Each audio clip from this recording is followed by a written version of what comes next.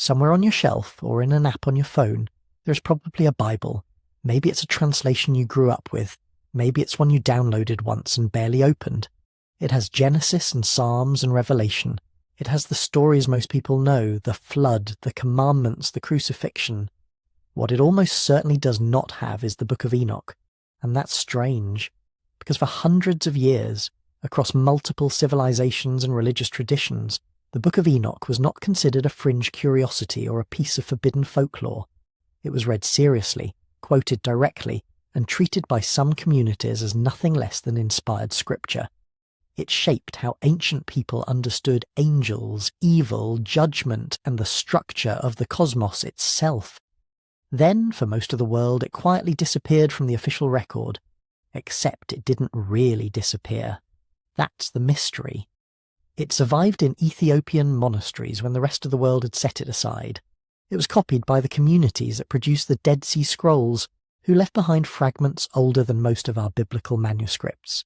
It was referenced by early Christian writers who seemed completely comfortable citing it, alongside what we now call the Old Testament. And buried inside your Bible, if you look carefully enough, are echoes of it. Passages that only make full sense once you know what they were responding to, or borrowing from, or quietly assuming the reader already understood.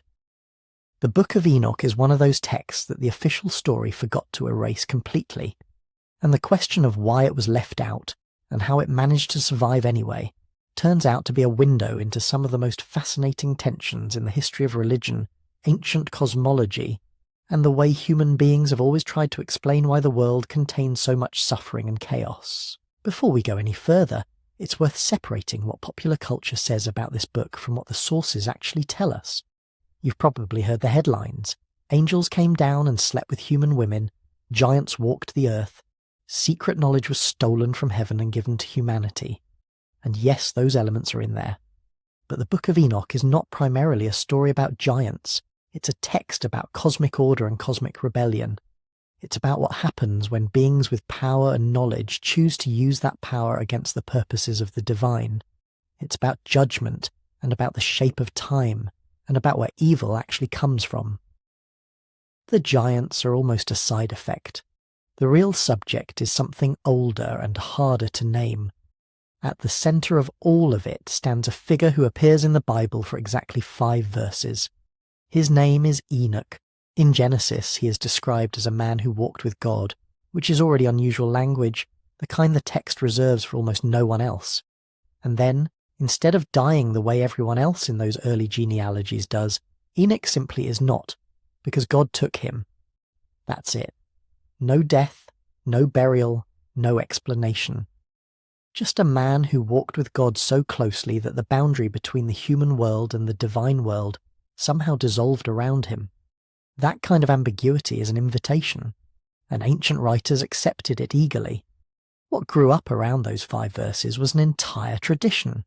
Enoch became the figure who had crossed into heaven while still alive, who had stood before God and heard the secrets of creation, who had walked among angels and been shown the structure of the universe, the movements of the stars, the chambers where the dead wait, the place where judgment would be rendered at the end of time. He became the keeper of hidden knowledge, the scribe of heaven, the one human being who had seen things no other human was supposed to see, and then came back to write them down. Is that what the original authors of Genesis intended? Almost certainly not. But that's how tradition works. The spaces left open by ancient texts fill up with meaning, and sometimes that meaning becomes more influential than the original silence ever was. What we now call the Book of Enoch is actually a collection of several distinct texts, probably written at different times across several centuries, all gathered under the name of this mysterious figure. Some sections focus on the story of the Watchers, a group of angels who descended to earth and set events in motion that would eventually require a flood to undo. Others describe Enoch's journeys through the layers of heaven. Others look forward toward judgment and the end of the present age. Together they form something like a library of ancient imagination, a record of how certain Jewish communities in the centuries before and after the birth of Jesus understood the universe and their place in it. And then, for reasons that took scholars centuries to fully understand, most of the world moved on and left the book behind. The journey we're about to take together follows that book across time, how it was written, who preserved it, who tried to set it aside, and what it tells us about the ancient minds that found it not just interesting but necessary. We'll look at what Genesis actually says about the strange beings at the edge of the flood story, and why those few cryptic lines generated so much anxiety and so much creativity. We'll spend time with the Watchers and what their story was really trying to explain. We'll follow Enoch into the architecture of the heavens, and eventually we'll arrive at the question that sits underneath all the others, which is what it means that a text this old, this influential, and this strange was preserved at all, when so much else from the ancient world simply vanished. If you're listening to this right now while you're winding down for the night, you're in good company. This is exactly the kind of story that rewards a quiet room and a slow pace. And I genuinely want to know where in the world you are and what time it is for you right now. Drop it in the comments. Last time I checked, it was people from dozens of countries all listening at completely different hours, and there's something about that I find quietly remarkable. A mystery this old still circling the globe. Let's start at the beginning, with a man named Enoch and the 5 verses that weren't quite enough to contain him. Open Genesis chapter 5 and you'll find one of the most tedious passages in the entire Bible. It is a genealogy, a list of names, ages, and deaths, stretching from Adam down through the generations toward Noah. The pattern is almost hypnotic in its repetition. A man is born. He lives a certain number of years. He fathers a son. He lives more years after that, and he dies. Over and over, Adam died, Seth died, Enosh died, Kenan died, Mahalalel died, Jared died. And then, in the middle of this rhythm of death, something breaks the pattern entirely. Enoch lived 65 years and begat Methuselah. And Enoch walked with God after he begat Methuselah 300 years, and begat sons and daughters. And all the days of Enoch were 365 years. And Enoch walked with God, and he was not, for God took him. That's it. That's the entirety of what the Bible's oldest texts say about Enoch directly. 5 verses in a genealogy. Everyone around him dies. Enoch simply stops being here because God took him. That phrase, walked with God, appears almost nowhere else in the Hebrew Bible. The only other figure who receives exactly that description is Noah, and in his case the language sets him up for the most dramatic rescue story in the book. So when the text uses the same phrase for Enoch, it is marking him as extraordinary. Not just long-lived, not just righteous in the ordinary sense, but somehow intimate with the divine, in a way that other human beings apparently were not. And then there's the ending. He was not, for God took him. The word the Hebrew uses for took, lakach, appears elsewhere when Elijah is carried into heaven by a whirlwind. There is a quiet suggestion here that Enoch did not die in the normal way, that the usual boundary between human life and whatever lies beyond it worked differently for him. The text doesn't explain this. It doesn't seem interested in explaining it. It simply states it and moves on. But the people who read it over the following centuries were very interested indeed. Here is something worth understanding about how ancient religious literature actually develops. A short, ambiguous passage in a foundational text is not a closed door. It is an open one. The silence around Enoch, the brevity of those 5 verses, the absence of any explanation for how or why God took him, all of that becomes an invitation for later writers and interpreters to fill in what the original left blank. And the more unusual the original passage, the more irresistible that invitation becomes. What made Enoch so productive as a figure was the combination of elements his brief mention contained. He walked with God, which suggested access. He was taken rather than dying, which suggested he had crossed into whatever lies beyond ordinary human experience. And he was placed in a genealogy stretching toward Noah, which put him in the general neighborhood of the flood, of the strange beings mentioned in Genesis 6, of a time when the world was apparently different in ways the text hints at but never quite explains. Put those elements together and you have a figure uniquely positioned to know things that ordinary humans should not know. A man who went somewhere no one else went and came back, or more precisely, never came back in the normal sense, and might therefore have brought knowledge with him that was otherwise inaccessible. If you were an ancient writer trying to give authoritative weight to ideas about the structure of heaven, or the origins of evil, or the workings of divine judgment, Enoch was the obvious vessel. He had been there. What scholars refer to as the Enochic tradition is not a claim that the patriarch Enoch himself sat down and wrote anything. The texts gathered under his name were almost certainly composed by Jewish writers over several centuries, beginning sometime around the 3rd century before the Common Era, and continuing well past that. When those writers attached their work to Enoch's name, they were doing something that was entirely conventional in the ancient world. Attaching a text to a revered figure was a way of claiming that the ideas it contained had deep roots, that they weren't novelties but recoveries of ancient wisdom. Enoch's name carried the weight of antediluvian authority. He was from before the flood. He had walked with God. Anything written in his name carried that gravity. What that tradition was actually trying to work out, across its various documents and layers and centuries, were some of the hardest questions human beings have ever faced. Where does evil come from? If the world was created by a God who is good, why do the wicked prosper and the righteous suffer? What is happening in the unseen dimensions of reality that might explain the chaos visible in the seen world? How does history end, and what does the shape of time tell us about the purposes of whoever made it? Those are not small questions.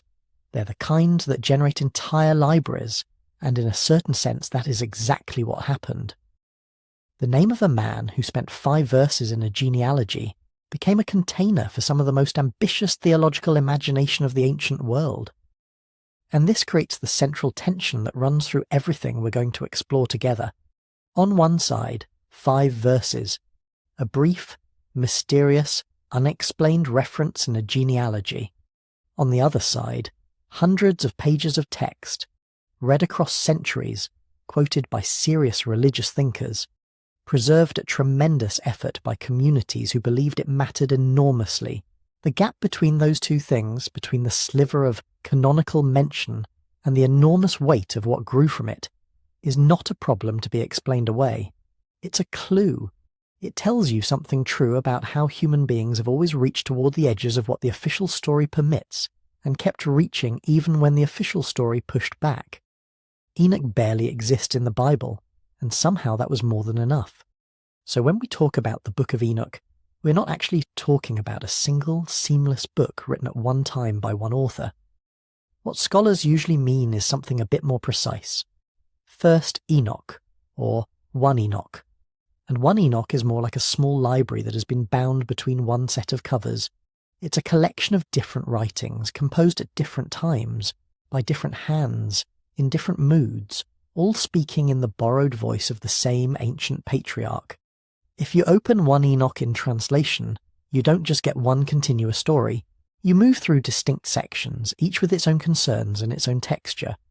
The first and most famous part is called the Book of the Watchers. This is where the story that people vaguely associate with Enoch actually lives. Here you find the sons of God of Genesis 6 given names, motives, and backstories. These are the Watchers, angelic beings assigned to watch over the earth, who instead descend, take human women, teach forbidden arts, and father giants. In this section, Enoch becomes a sort of heavenly envoy.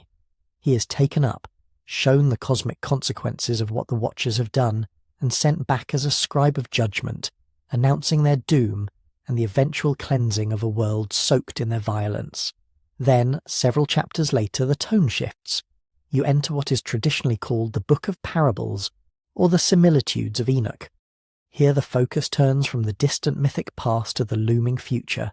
The text presents a series of visionary scenes filled with thrones, rivers of fire, and a mysterious figure called the Son of Man, or Chosen One, who sits beside the Ancient of Days and executes judgment. The giants and the Watchers are still there in the background, but now the emphasis is on cosmic justice, vindication of the righteous, and the unveiling of a heavenly court that will eventually set everything right. If the Book of the Watchers explains how the world got to be so twisted, the parables lean forward and ask what God plans to do about it. After that, without any apology, one Enoch turns into something that reads more like a cosmic field manual. This is the astronomical book, sometimes called the Book of the Heavenly Luminaries. In it, Enoch is guided by an angel who shows him the courses of the sun and the moon.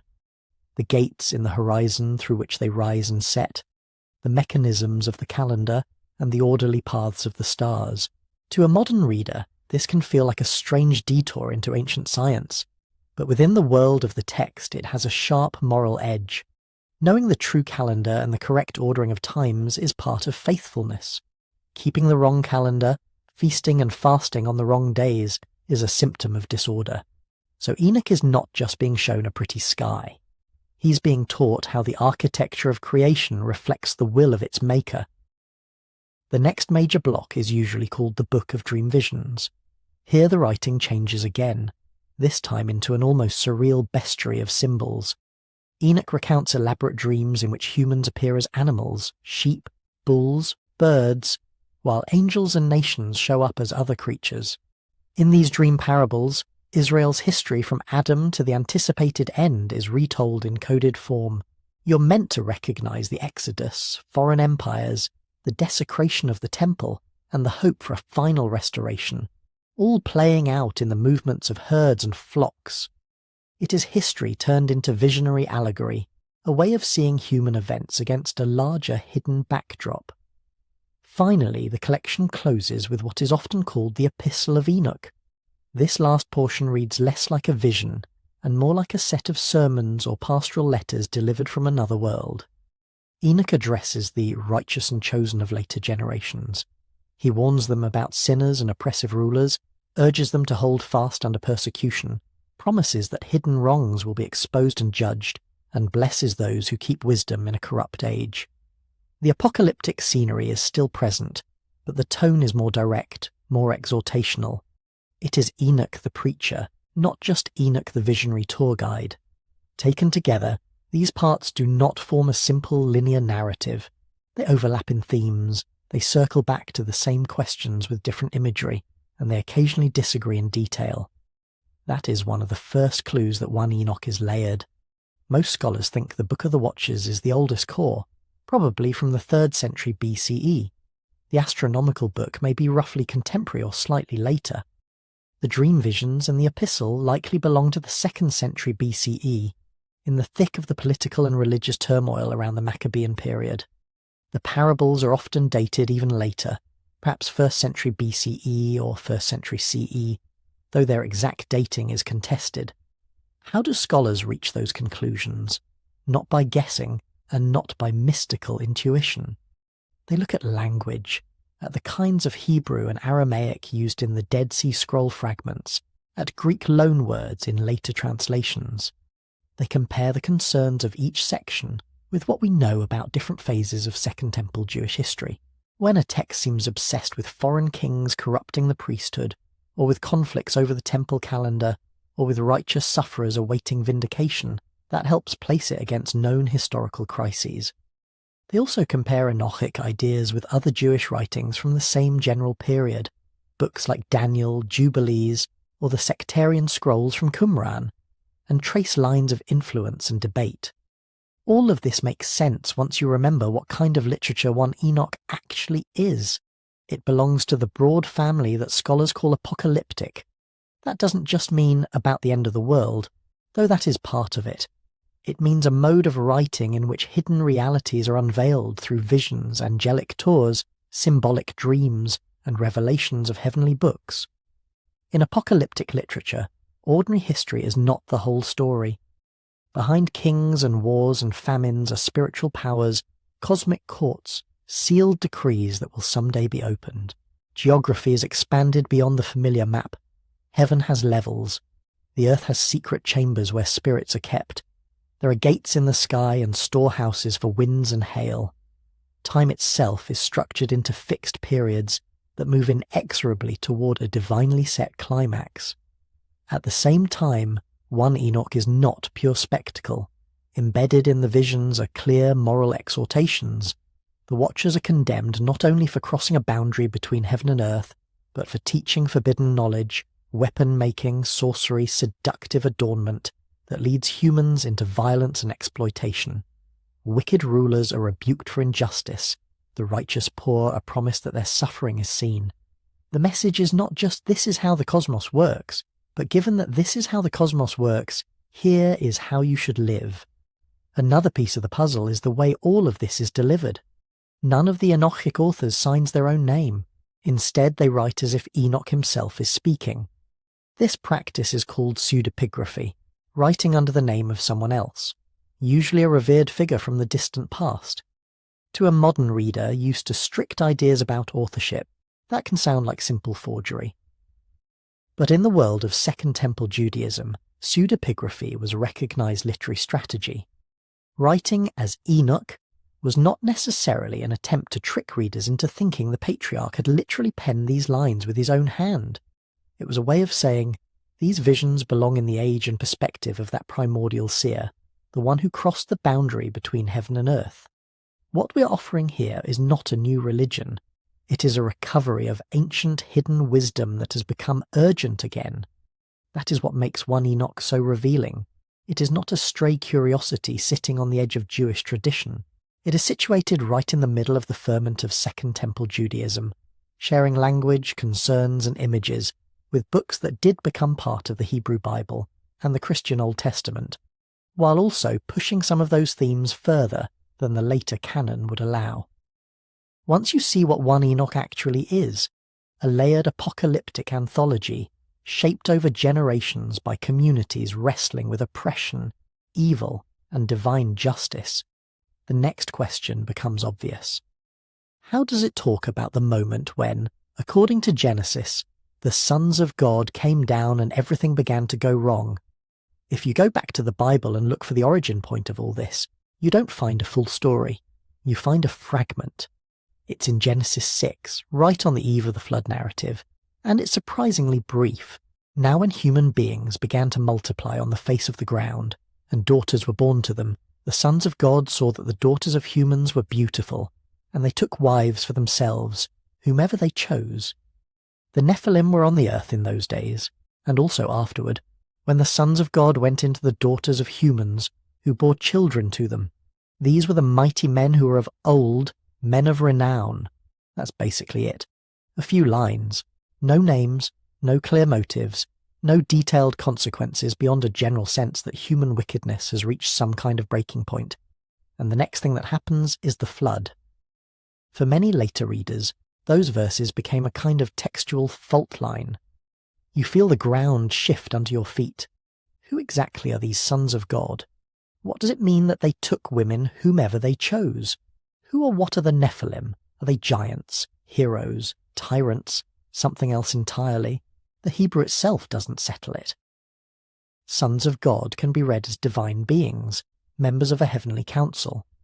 Elsewhere in older biblical poetry, similar phrases seem to refer to angelic or semi-divine figures, but in later traditions the same wording could be softened, turned into something more human, more manageable. Over time, 3 main interpretations crystallized, each with its own stakes. One line of interpretation, probably the oldest in spirit, takes the phrase pretty much at face value. The sons of God are heavenly beings. Not metaphorical, not just pious people, but real entities from the divine realm. In this reading, Genesis 6 is hinting at a transgressive crossing of boundaries. Beings who belong in the upper regions descend, desire human women, and produce offspring who are not quite ordinary. The Nephilim become hybrid figures, part of a story about cosmic disorder leaking into human history. That reading raises obvious questions. If these are angelic beings, how can they take wives? How can they father children? And what does that say about the nature of the heavenly realm? Those questions are exactly the ones later writers like the authors of 1 Enoch step in to answer. A second interpretation, popular in many later Jewish and Christian circles, takes a different path. Here the sons of God are not angels. They're human rulers, powerful men who see themselves as divine or semi-divine. They claim the right to take women as they please, ignoring ordinary constraints. The Nephilim in this view are mighty warriors, perhaps legendary kings and champions, the men of renown produced by an aristocracy that treats women as property. This turns Genesis 6 into a critique of oppressive kingship and sexual exploitation. The problem is not angelic biology. The problem is human power unrestrained by justice, strong men who act like gods. When you read it this way, the flood looks like a judgment on corrupt elites and violent empires. A third interpretation, especially common among some church fathers and later Christian commentators, tries to keep everything firmly on the human level, but in a more theological register.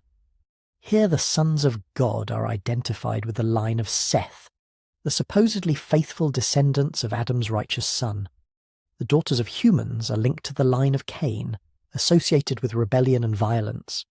In this version, Genesis 6 tells the story of intermarriage between the godly and the ungodly, the blurring of a moral boundary that ultimately drags the righteous line down into corruption. On this reading, the Nephilim are not supernatural hybrids. They are powerful but wicked humans who emerge when the distinction between the faithful and the faithless collapses. Each of these interpretations solves one problem and creates others. If you say they're angels, you now have to explain how spiritual beings take wives and have children. If you say they're human rulers, you have to account for why the text uses language elsewhere associated with the divine council and why the result seems so catastrophic. If you say they're Sethites and Cainites, you smooth out the supernatural edge, but you have to admit that Genesis never actually says Seth or Cain here, and that you're importing a whole framework that the passage itself only vaguely supports. The ambiguity is not an accident. Genesis gives you just enough to suggest a very strange situation, and then moves on. It doesn't pause to explain the mechanics. It doesn't catalogue the names of the Nephilim or describe their deeds in detail. It gestures, and then the flood sweeps everything away. That textual restraint is one of the main reasons the passage attracted so much later expansion. When communities live with a sacred text that hints at something enormous and troubling, but never spells it out, it creates a kind of interpretive pressure. You can feel the questions piling up in the silence between the lines. What exactly was so bad that it justified wiping almost everything out? How did ordinary humans get entangled in a catastrophe that seems to begin in heaven? Why does evil feel bigger than individual choices, like there is some structural, cosmic dimension to it? Genesis 6 doesn't offer a full theodicy. It gives a snapshot, a compressed scene at the edge of a much larger story. That is precisely the kind of gap that apocalyptic imagination loves to enter. This is where 1 Enoch becomes especially important. The Book of the Watchers, the oldest core of 1 Enoch, reads as if someone has taken those few lines from Genesis 6 and unfolded them into a complete narrative. The sons of God are given an identity.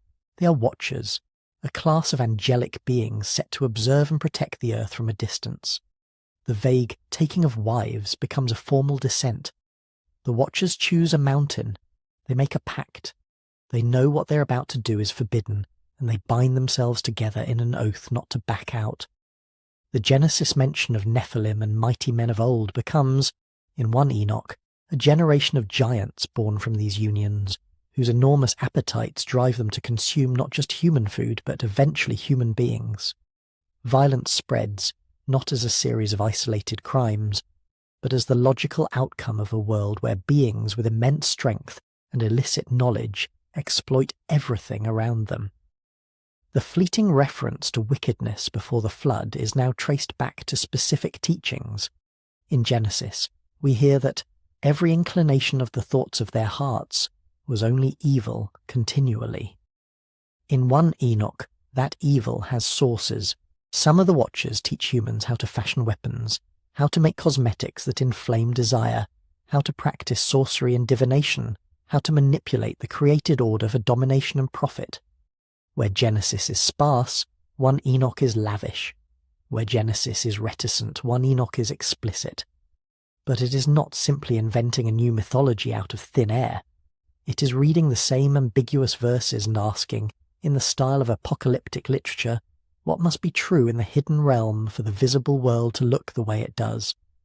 Compare the two texts side by side and you can see the lines of dependence and divergence. In Genesis, the sons of God saw that the daughters of humans were beautiful.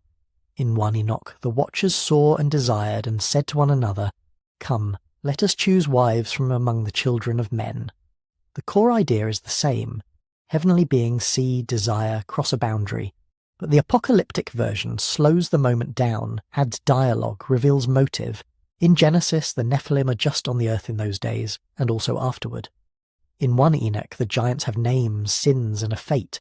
Their spirits linger as restless, malevolent forces even after their bodies are destroyed, explaining the persistence of demonic evil in a world supposedly cleansed by the flood.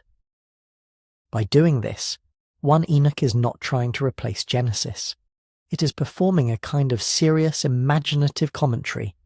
It is asking what the brief biblical report implies if you let it fully play out. And that is one of the reasons 1 Enoch became so influential in the Second Temple period. For Jews living under foreign empires, grappling with corrupt priesthoods and inexplicable suffering, Genesis 6 on its own could feel like a puzzle with missing pieces. 1 Enoch offered a way to see those cryptic sons of God and Nephilim as part of a much larger pattern. A story about heavenly rebellion, human complicity, and the deep roots of structural violence.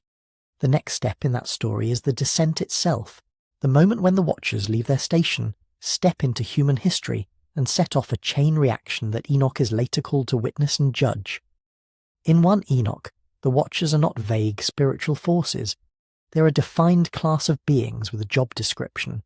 They belong to the heavenly realm, part of the divine court, but their specific task is observational. They are stationed over the earth, not on it.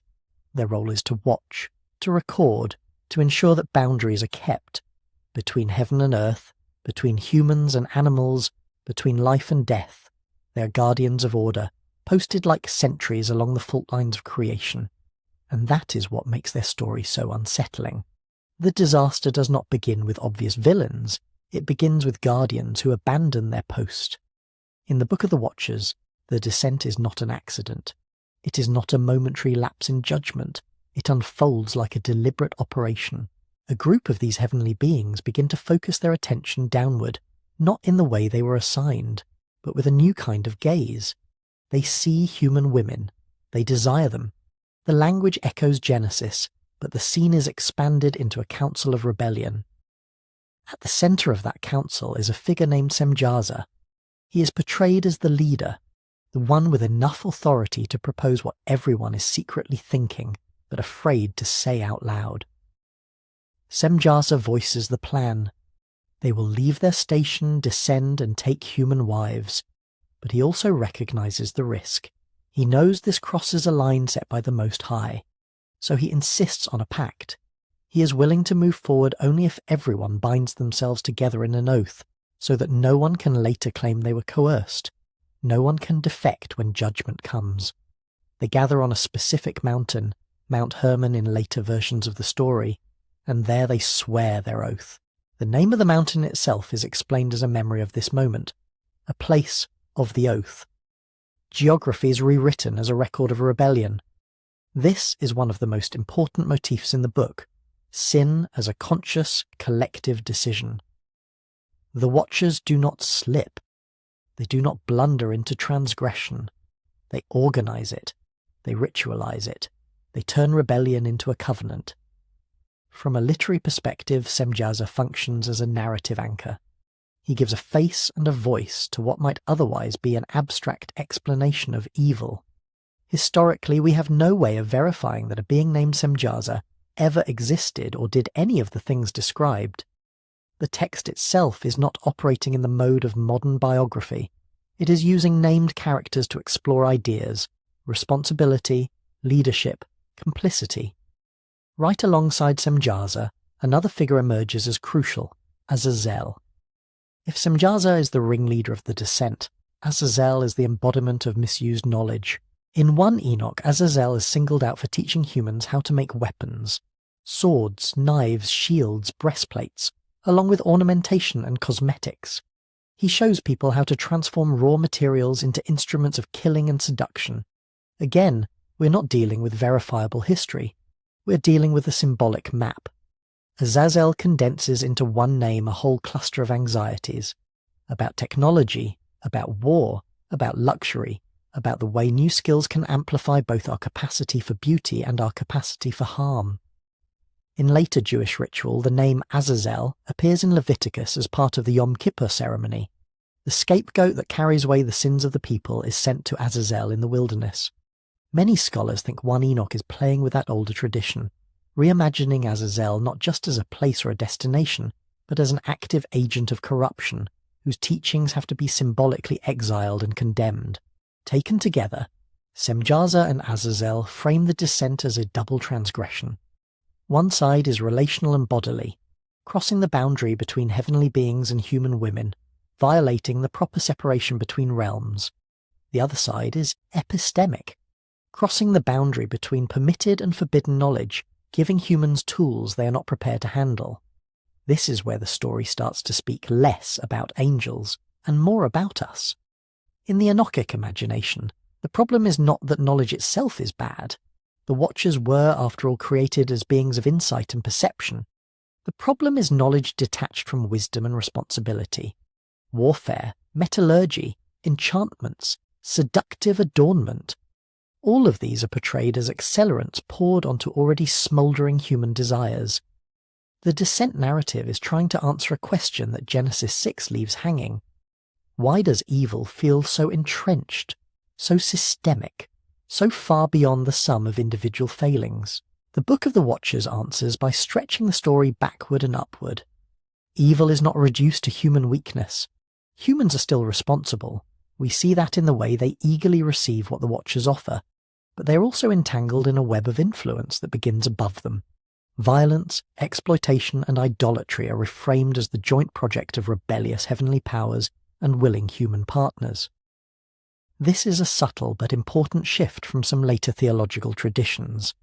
In many post-biblical systems, evil is traced primarily to one primal figure, Satan, the devil, whose rebellion explains everything. 1 Enoch, by contrast, gives you a more fragmented, almost bureaucratic vision of cosmic disorder. There is no single arch-villain at the start. There is a council of watchers, each contributing their own piece of forbidden knowledge: weapons, sorcery, astrology, beautification, secrets of plants and roots. The result is a world in which every sector of life has been touched: war, sexuality, medicine, economics, religion. Evil is not just temptation whispered in someone's ear. It is built into structures, technologies, and cultural practices. At the same time, the story preserves a sense of order that has been violated, not destroyed. The Watchers were appointed with a function. They had a legitimate role. Their rebellion is intelligible only because there is a prior cosmic architecture they are twisting. This is part of why the book was so compelling for communities living under foreign rule. If you are a small Judean group watching empire after empire roll through your land, the idea that there are Watchers who have gone rogue and handed empires their tools of domination feels less like fantasy and more like an interpretive lens. It also helps explain the ambiguous experience of power. The same metallurgy that gives you a plough gives your overlords a sword. The same knowledge of plants that can heal can also poison. The same gift of beauty that can celebrate creation can become a means of control. In Enoch's story world, none of that is accidental. It is the fallout of that ancient oath on the mountain, and yet, even here, the line between human and suprahuman evil is not clean. The Watchers can teach, but they cannot force. Humans can refuse, but in the narrative they largely do not. The blame is shared, layered. This is one of Enoch's most enduring contributions to the imagination of evil. Sin is not only individual choice and not only cosmic conspiracy, it is a collaboration. Heaven's guardians misuse their freedom. Earth's inhabitants embrace the offer. The flood, when it finally comes, is presented not just as a judgment on wild humanity, but as a necessary response to a creation that has been compromised from multiple directions. Before the waters rise, though, the story pauses on the moment of descent itself. Heavenly beings stepping over a boundary they were supposed to honor forever, an oath binding them together in revolt, a leader who knows they cannot go back, and in the background, a human world about to be transformed by powers it barely understands. From there, 1 Enoch will move on to show the consequences: the birth of giants, the spread of violence, the cry of the earth itself rising up for justice. In Genesis, the Nephilim are mentioned almost in passing. The Nephilim were on the earth in those days, the text says, when the sons of God came into the daughters of men. They are described as mighty men, men of renown, and then the story moves on. No origin story, no details, just a fragment. 1 Enoch takes that fragment and turns it into a central pillar. When the Watchers descend and take wives, the children that result are not ordinary. They are described as giants, enormous, ravenous beings that quickly outgrow the world that produced them. In some manuscripts, their height is exaggerated to absurd scales, but the point is not to give you a biological report.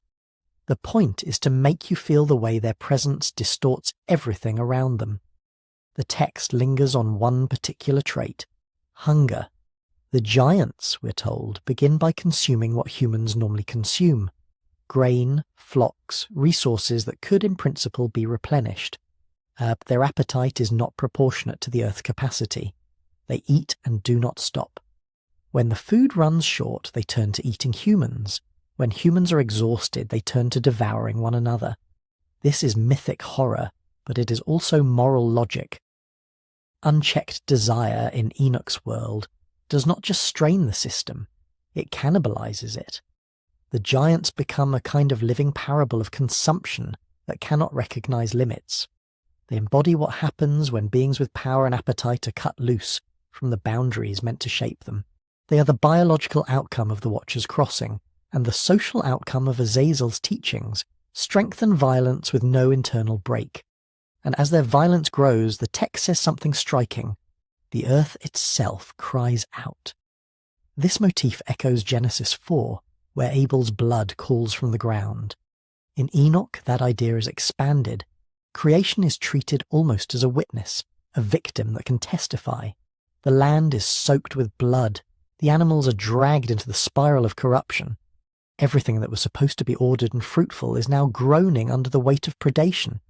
Here the giants start to function less as an oddity and more as a kind of symbolic category. On one level, the authors probably imagine physically impressive beings: warriors, tyrants, figures who towered over ordinary people in both stature and status. The ancient world, like ours, remembered conquerors and warlords as mighty men, people whose scale of impact seemed inhuman. On another level, though, the giant tradition is mythic language for chaos made flesh.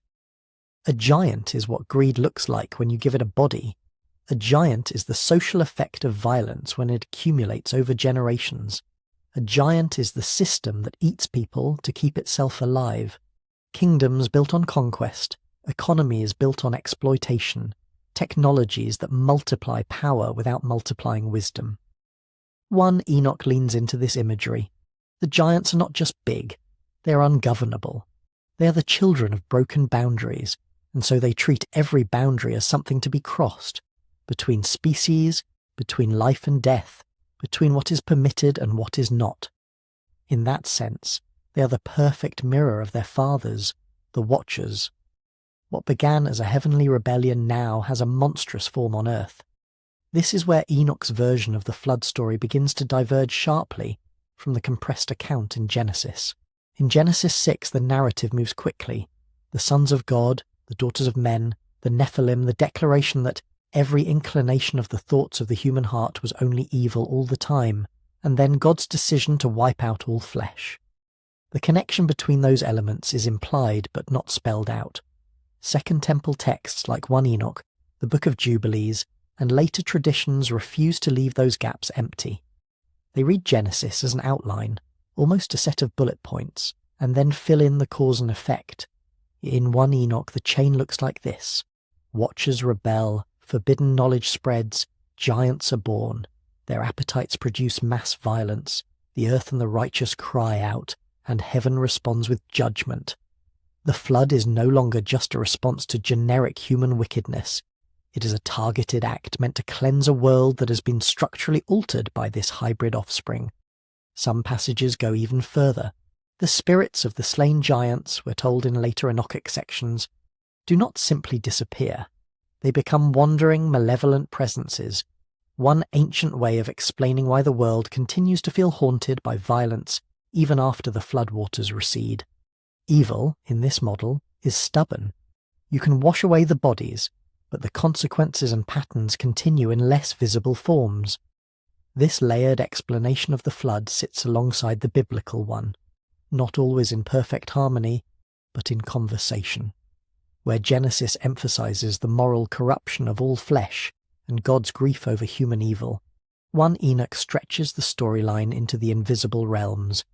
It says, in effect, that the world before the flood failed not just because humans made bad choices, but because powers above them trained and amplified those choices into something the world could not sustain. At the same time, 1 Enoch does not let humans off the hook. The giants are born because humans consented to the Watchers. The weapons of Azazel's teaching are embraced, not resisted.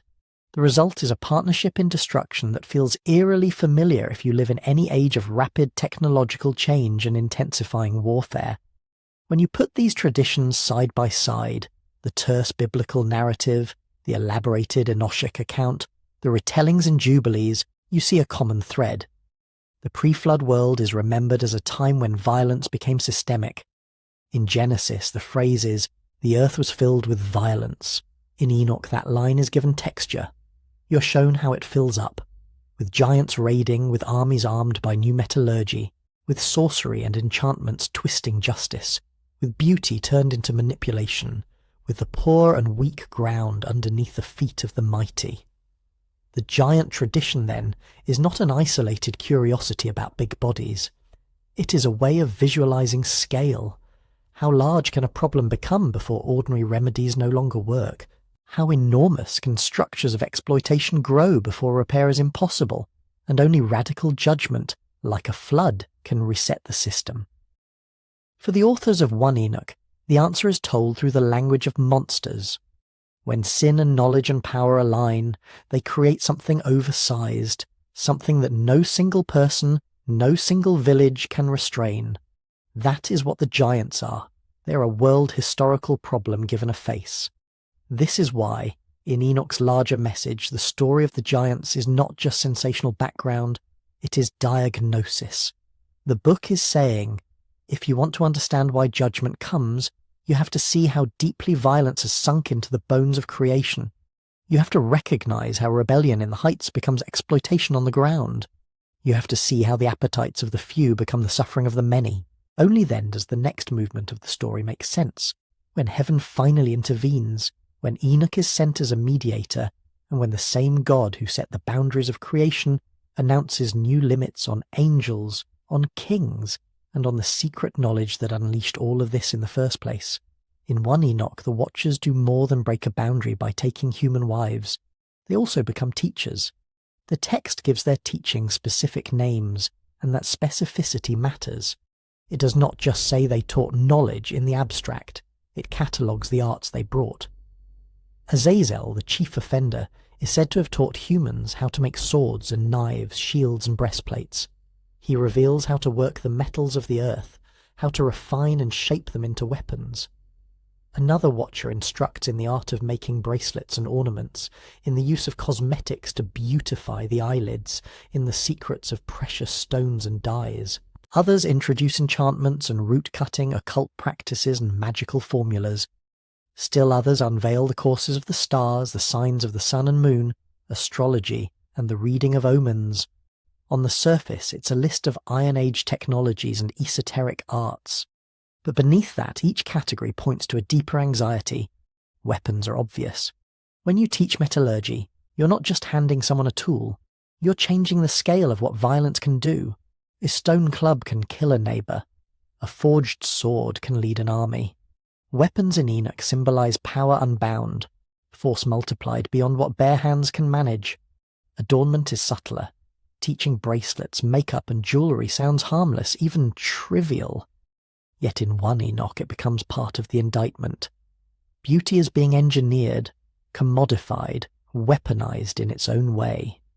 The authors seem to see in these arts the capacity to manipulate desire, to turn bodies into instruments of seduction and status. It is not that caring about appearance is evil in itself, it is that beauty becomes a lever by which the strong can bend others' will. Sorcery and root-cutting point toward control of hidden forces, plants that heal or poison, rituals that claim to bind spirits or curse enemies. These arts embody the temptation to bend the unseen world for personal gain, to override natural processes with secret shortcuts. Astrology, finally, is about information. To know the courses of the stars, the calendar of the heavens, is to predict seasons, plan battles, time harvests, and coronations. In an ancient setting, access to this knowledge creates hierarchy. Those who can read the sky gain authority over those who cannot. Taken together, the Watchers are not teaching random curiosities. They are delivering a package, tools for amplifying power, shaping desire, manipulating the invisible and organizing time. It is a curriculum in domination. This is where the story slips into something larger than mythic angels on a mountain. 1 Enoch is asking a question that still feels raw. When does knowledge become transgression? The text does not present all learning as dangerous. Enoch himself is portrayed as wise, as a scribe of righteousness, as someone entrusted with heavenly secrets. The problem is not that humans learn. The problem is who is teaching, what is being taught, and toward what end. In the Enochic imagination, knowledge crosses a line when it severs itself from the boundaries God has set for creation. Metallurgy is not evil by nature, but when its first lesson is how to sharpen metal into swords rather than plowshares, it becomes a catalyst for slaughter.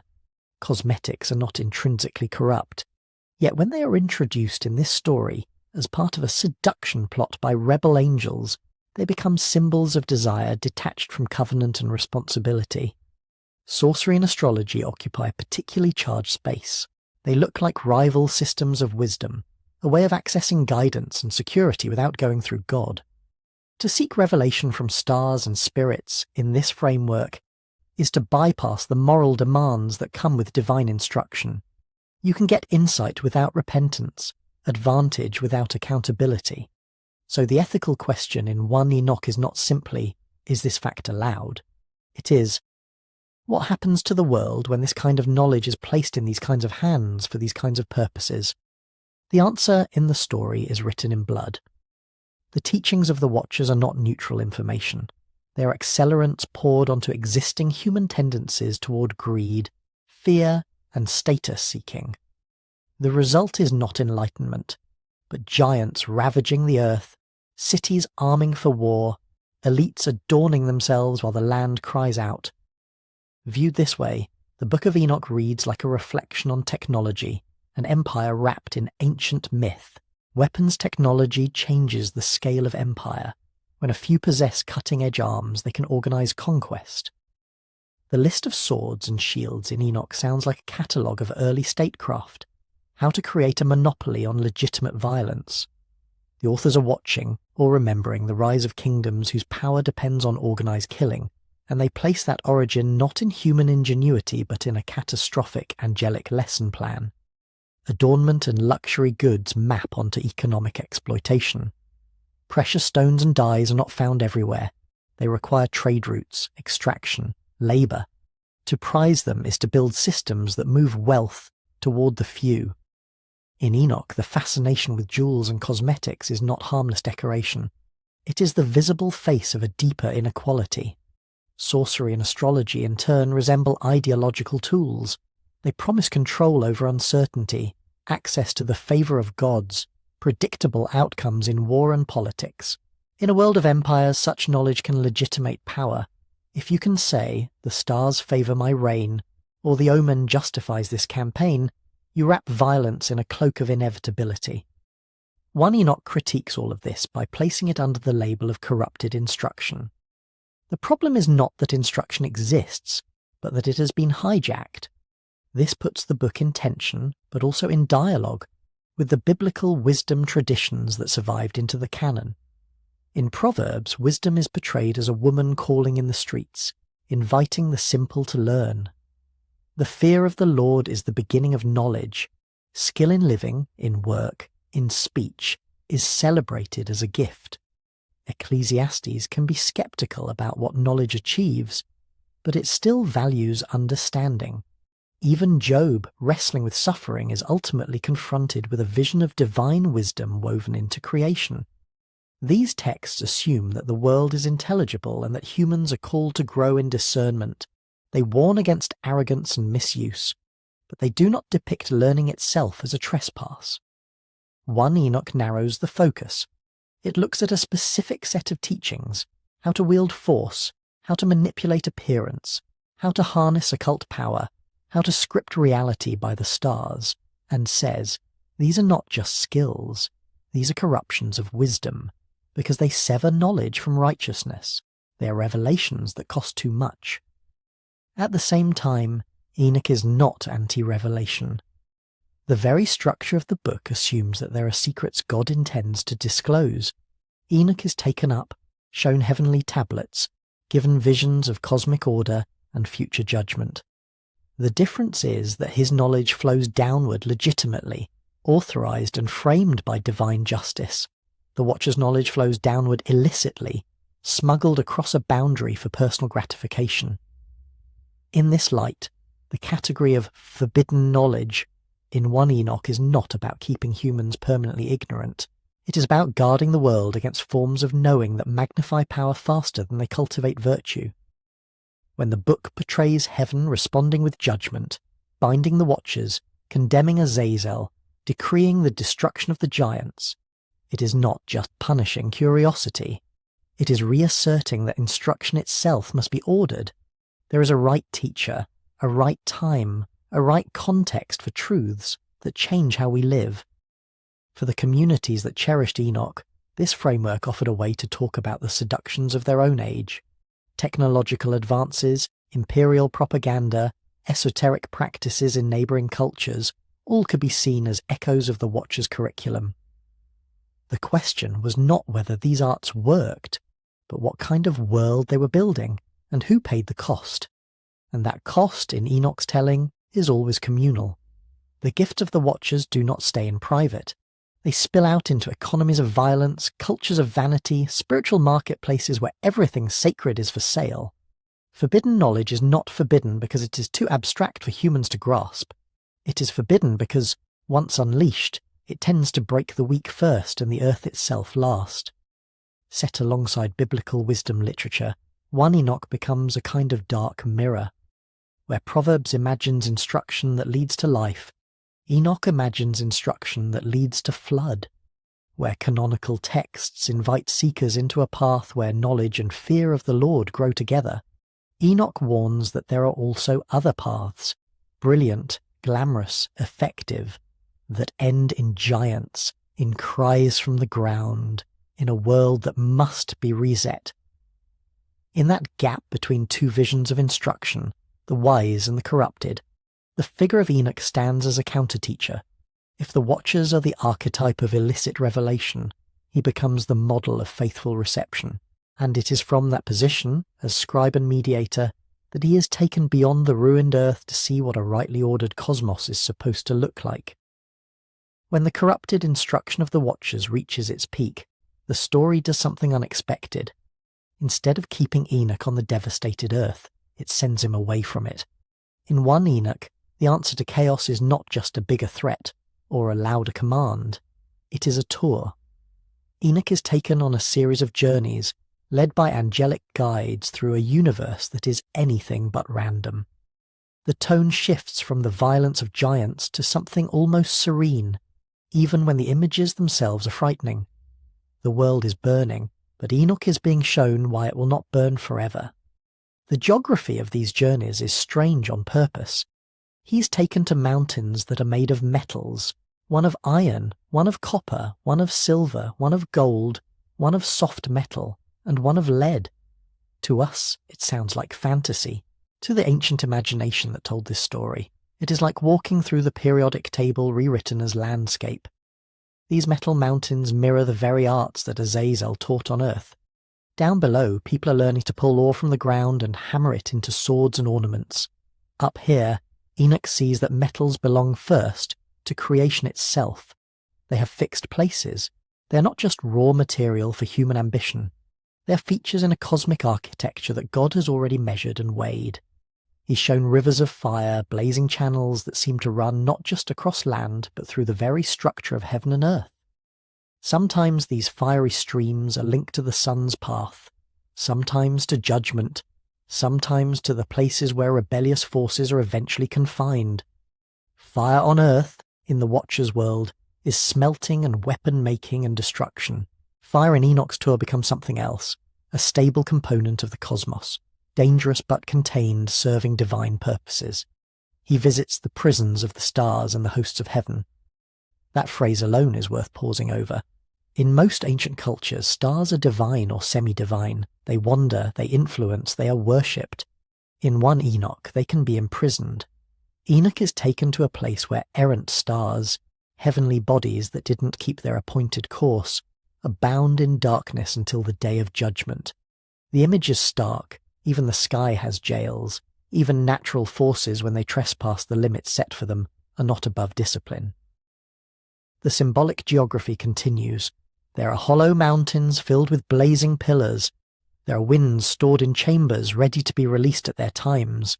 There are boundaries for the seas, doors of frost and snow, paths for the sun and moon with carefully measured gates on the horizon. By the time Enoch's tour is complete, he has seen a universe that is not a stage for random events, but a building with rooms, thresholds, storehouses, and courts. It is architecture, not chaos. In apocalyptic literature, this kind of cosmic tour serves a specific function. It is not a travel diary. It is a guided revelation of moral order. The surface story is that Enoch is being shown how the world works. The deeper claim is that the world is already ordered toward justice, even when current events say otherwise. Hidden behind the apparent success of the Watchers and their giant offspring, there is a structure that bends eventually toward judgment and restoration. When Enoch sees stars punished for leaving their paths, it comments back on the Watchers who left their station. When he sees winds stored and released at the right times, it speaks to a God who can unleash flood and fire not arbitrarily, but according to a measured plan. When he walks through metal mountains, it quietly insists that the resources empires fight over are not theirs.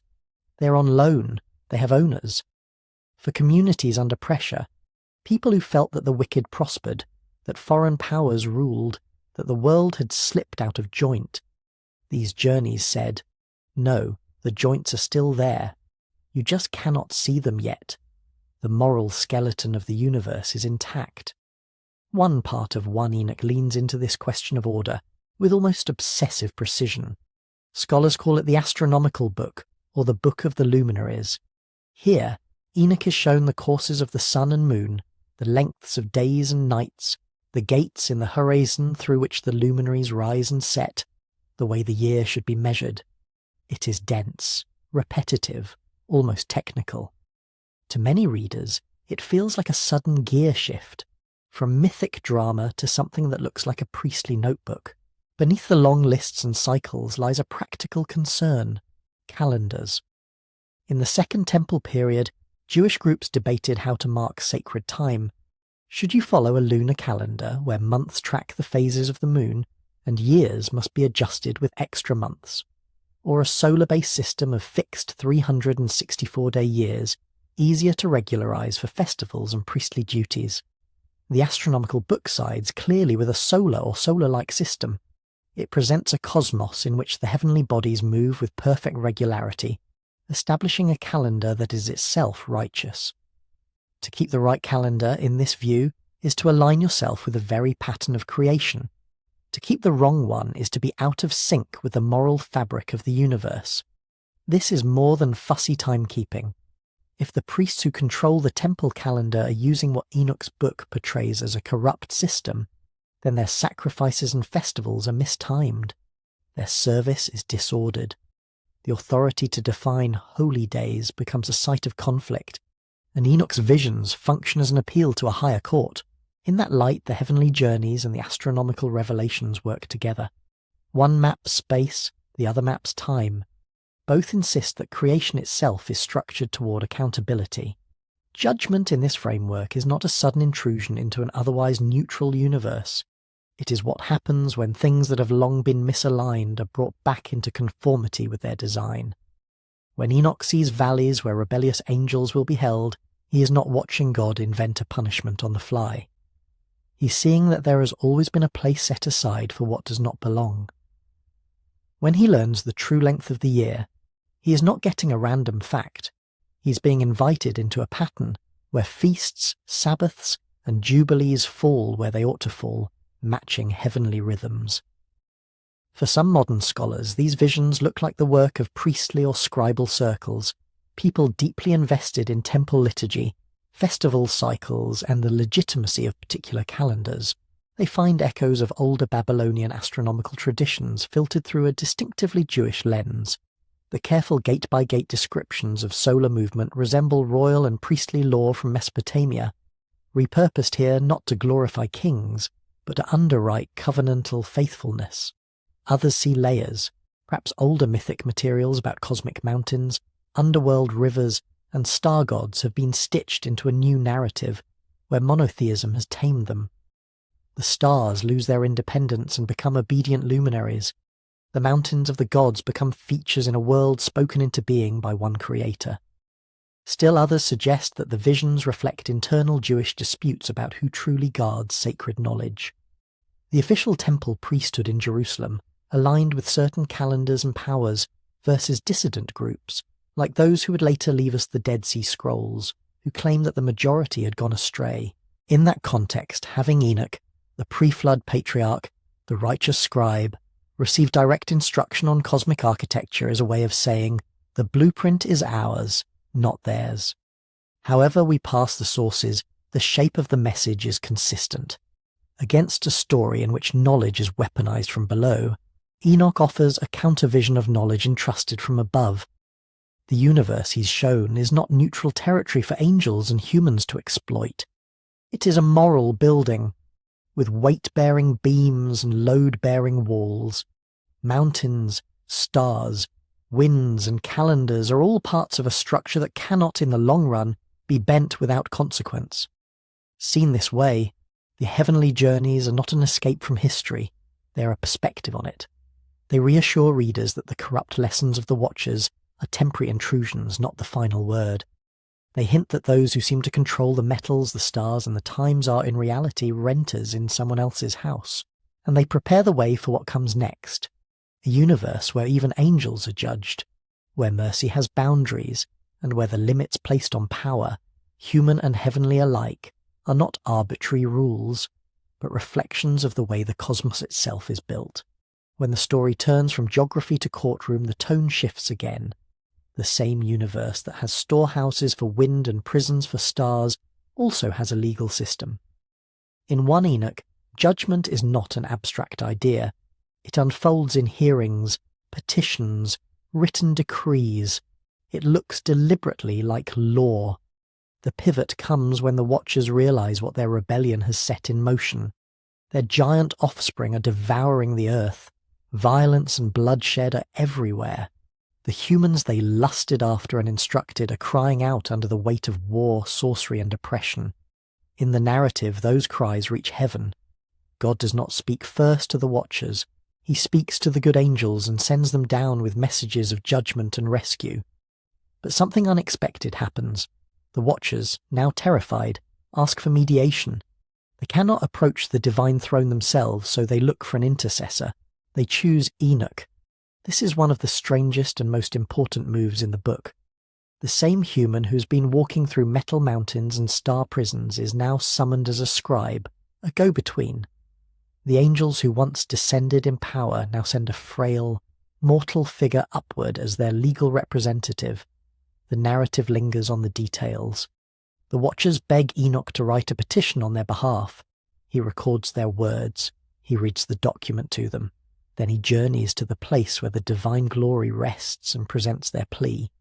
In most ancient stories about divine beings and humans, that is where you would expect a twist toward mercy. A brave or righteous intercessor softens the god's anger. The punishment is reduced, the sentence delayed.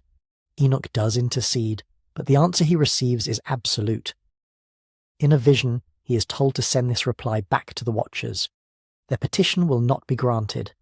There will be no forgiveness, no return to heaven, no reduction of sentence. Their fate is sealed. They will see the destruction of their sons. They themselves will be bound in the earth until the final judgment. The scene is chilling, but it is not just meant to frighten. It is making a claim about boundaries. Earlier, Enoch saw that even stars have limits. that even winds follow assigned courses. Now he learns that moral boundaries in this universe are just as real. Some lines, once crossed, cannot be uncrossed. The Watchers have committed 3 interconnected transgressions. They have violated the boundary between heaven and earth by descending in a way they were not sent. They have violated the boundary of human bodies by taking wives and producing hybrid offspring, and they have violated the boundary of knowledge by teaching secrets that weaponize creation against itself. In Genesis 6, this is compressed into a few verses about sons of God and daughters of men. In 1 Enoch, it is unfolded into a legal case. The message is stark. There are categories of rebellion that are not errors of ignorance or momentary lapses. They are structural betrayals of vocation. Angels who are appointed as guardians, watchers, mediators themselves, have turned into predators and corrupters. For this, intercession fails. That failure is important. The book is not claiming that mercy does not exist. Throughout apocalyptic literature there are prayers for the righteous, promises of vindication, images of restoration. But here, mercy has a shape. It is not infinite permissiveness. It operates within, and not against, the grain of the cosmos Enoch has been shown. You can feel the tension. On the one hand, a human is exalted to act as scribe and messenger in the highest court. That is a mercy in itself, a sign that mortal, suffering communities are not voiceless.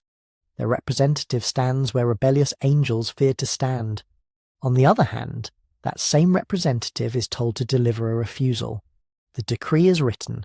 The judgment is not negotiable. The line has been crossed too far. For ancient readers, especially those living under empires where the powerful could act with impunity, this story did 2 things at once. It said, even the highest beings are accountable. No rank places you beyond judgment. If angels can fall under sentence, then kings and priests certainly can. And it said, there is a point at which injustice must stop being managed and must be ended. The book links divine justice directly to concrete harms. The giants do not just exist, they devour. The Watchers do not just sin privately. They unleash technology and magic that enable oppression, sexual exploitation, and the shedding of innocent blood. Human cries ascend because humans are being crushed. In that sense, the heavenly courtroom echoes the grievances of real communities. Bloodshed pollutes the land. Exploitation distorts social life. Secret knowledge used for domination, whether in warfare, seduction, or economic manipulation, tears at the fabric of covenant. When judgment is pronounced on the Watchers, it is not arbitrary. It is tied to these effects. They will be bound under the hills of the earth. Their giant sons will turn on each other and die by mutual destruction. The earth that has soaked up their violence will eventually be cleansed. The text is clear that this is not only about angelic discipline, it is about ending a system that thrives on blood. Here, divine justice and community ethics meet. A universe with prisons for stars and calendars for festivals is also a universe where murder has consequences, where the cries of the oppressed are heard, where those who teach others to sin bear responsibility for the damage they cause. The cosmic tour and the courtroom scenes are 2 angles on the same structure.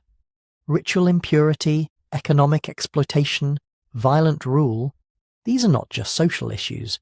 In the imagination of 1 Enoch, they are violations of the architecture of reality. They push against walls that will not bend forever. For modern readers, especially those attentive to the historical and literary character of the text, it is important to distinguish levels here. On one level, 1 Enoch presents these hearings, petitions, and sentences as visions of real events in a primordial past and an approaching future. The narrative voice is confident. Angels speak. Decrees are issued. Valleys of punishment are prepared. On another level, scholars often read these scenes as theological drama, symbolic court cases articulating convictions about God's justice, human suffering, and the limits of divine patience. They give narrative form to questions. How long can evil go on? Is there any accountability for powers that seem untouchable? Does mercy mean endless delay of judgment, or can it also mean the firm ending of harm? The Book of Enoch does not resolve these questions into a neat system. It stages them. It allows a human intercessor to plead for cosmic rebels, and then shows that plea denied. It portrays a God who listens to human cries and responds decisively, yet who does not easily erase the consequences of angelic betrayal. It honours both compassion and boundary. In doing so, it offers its readers, ancient and modern, a kind of moral map. In this map, hierarchy does not equal immunity. Power, even celestial power, is answerable. Mercy is real, but not infinitely elastic. Some structures must be dismantled, not rehabbed, and the same God who measures the paths of the sun also measures the weight of blood on the ground. Whether one takes these visions as literal history, theological poetry, or something in between, their impact on later Jewish and Christian imagination is hard to overstate. They helped shape an expectation that justice is not an illusion, that hidden wrongs will be brought into light, and that there are, finally, limits placed on every watcher, every giant, every empire. From that courtroom, the story of Enoch moves back into history, into the communities that copied his book, argued over it, and used it to make sense of their own struggles under foreign rule. To understand why a book like one Enoch exists at all, you have to step into the world that cherished it. It's not the world of Genesis, it's not the world of David and Solomon either. It's a later world, crowded, unstable, and very aware of its own vulnerability. Historians call it the Second Temple period, because it stretches from the rebuilding of the Jerusalem temple after the Babylonian exile, around the late 6th century BCE, to its destruction by the Romans in 70 CE. But that neat phrase hides a lot of turmoil. Picture a small people living in a small strip of land, passed like property from one empire to another. First the Babylonians, then the Persians, then Alexander's Greek Empire, then the Hellenistic kingdoms that fought over his leftovers, eventually Rome. Every new ruler brought fresh pressures, taxes, garrisons, cultural expectations, and sometimes outright attempts to rewrite what it meant to be part of Israel. This is the soil in which Enochic literature grows. On the surface you might see a rebuilt temple, priests offering sacrifices, pilgrims coming up to Jerusalem for festivals. You might hear Torah read in synagogues, children learning the stories of Abraham and Moses. But under that surface, identity is being renegotiated. What does it mean to be faithful when your land belongs in practice to someone else's king? When the anointed who rule over you are foreign generals, or local elites who seem more loyal to the empire than to the covenant? Under the Persians, there is a kind of supervised freedom. Under the Greeks, a growing tension between traditional ways and Hellenistic culture. Gymnasiums, theatres, philosophical schools, new gods with old names. Under the Seleucid king Antiochus IV, things come to a breaking point. The temple is profaned. Traditional practices are outlawed. Some Jews adapt, others revolt. The Maccabean uprising, with its guerrilla warfare and its rededication of the temple, leaves deep marks on the collective imagination. Even after that revolt, independence doesn't last. The Hasmonean rulers who come to power combine priestly and royal roles in ways not everyone accepts. Factions emerge. Parties form, Pharisees, Sadducees, Essenes and others. Then Rome arrives, and with it a new layer of imperial oversight, new taxes, new humiliations. This is a world of constant negotiation and frequent disappointment. Promises in the scriptures speak of restoration, justice, a Davidic king, peace under God's rule. Lived reality is foreign troops, corrupt officials, and the sense that wickedness often prospers while the righteous are trampled. Under conditions like this, a certain kind of literature flourishes. We call it apocalyptic, but in its own time it wasn't a genre label so much as a way of seeing. It takes the language of revelation, visions, angels, journeys into heaven, and uses it to say, what you see on the surface is not the whole story. In apocalyptic writings, the veil is drawn back. Human empires are exposed as beasts. History is laid out in symbolic sequences. Hidden causes of present suffering are revealed. Demons at work, rebellious angels, cosmic forces twisting human rulers into instruments of oppression. This is not escapism. It's a form of protest. If you cannot change the king in Jerusalem or the governor in Caesarea, you can still insist that their power is temporary, that justice belongs to a higher court. You can imagine the universe as stacked against tyranny, even when your daily experience tells you that injustice wins. 1 Enoch belongs right in the center of this apocalyptic surge. Alongside Daniel, along with texts found at Qumran and writings like Jubilees, it participates in a shared conversation about 4 big themes: purity, covenant, angelic and demonic powers, and the end of the age. Purity first. For many Second Temple Jews, holiness has become not just a temple concern but a whole life project. Food, marriage, Sabbath, bodily states. These are ways of marking allegiance to God in a world that keeps trying to blur the lines. In Enoch, purity is pushed back even further into the deep past. The Watchers don't just lust or teach neutral skills, they contaminate. They bring in forms of knowledge and practice that stain human life. Sorcery, weaponized cosmetics, blood-soaked technologies. The world becomes ritually and morally polluted long before any Babylonian army ever marches. Covenant, second. The ancient promise between God and Israel is being contested. Who really keeps it? Is it the priestly establishment in Jerusalem? Is it separatist groups in the desert? Is it those who adapt to Greek culture while observing basic laws, or those who refuse any compromise? Enoch reframes covenant on a cosmic scale. Humans are not the only covenant breakers. Angels had assignments too. They were supposed to watch, guard, mediate. They betray that calling. Their fall becomes part of the explanation for why covenant faithfulness is so hard on the ground. The deck, the text suggests, is stacked, not just by human traitors, but by cosmic ones. Then comes angelology and demonology. By the Second Temple period, Jewish thought is increasingly populated with named angels, Michael, Gabriel, Raphael, and with more developed ideas of demonic forces. This is visible in Daniel, in the Dead Sea Scrolls, and later in the New Testament.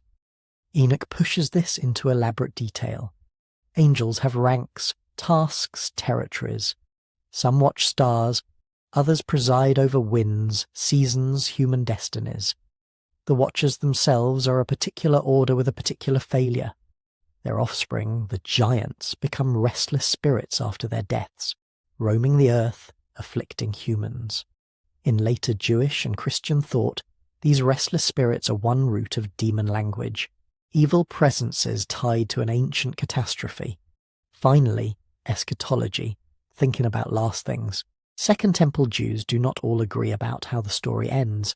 Some expect a restored earthly kingdom. Some imagine a transformed cosmos. Some envision a righteous remnant preserved through catastrophe. The Book of Daniel offers one scheme. The Qumran community holds another. Later, rabbinic and Christian writings will develop still more.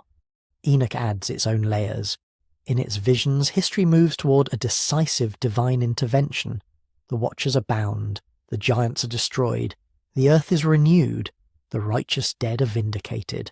Future generations will inherit a cleansed world where the old contamination has been burned away. What makes 1 Enoch so valuable is not that it speaks with one unified Second Temple voice. There was no such single voice. The period is full of debate about law, temple, calendar, politics, and the meaning of suffering. Enoch disagrees with other texts at key points. Its calendar scheme clashes with the one used in Jerusalem. Its portraits of angels and cosmic geography are much more expansive than anything in the Torah. Its retelling of Genesis reshapes the brief note about sons of God into a sprawling indictment of heavenly rebellion. Yet, it is also in conversation with its neighbours. Like Daniel, it uses visions to interpret empires. Like Jubilees, it rewrites early Genesis to make sense of present troubles.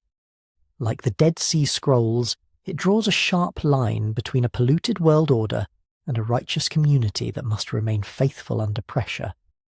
Read as a document of its time, 1 Enoch becomes a window, not just into speculation about angels and giants, but into a community's struggle to hold on to moral clarity when power seems permanently misaligned.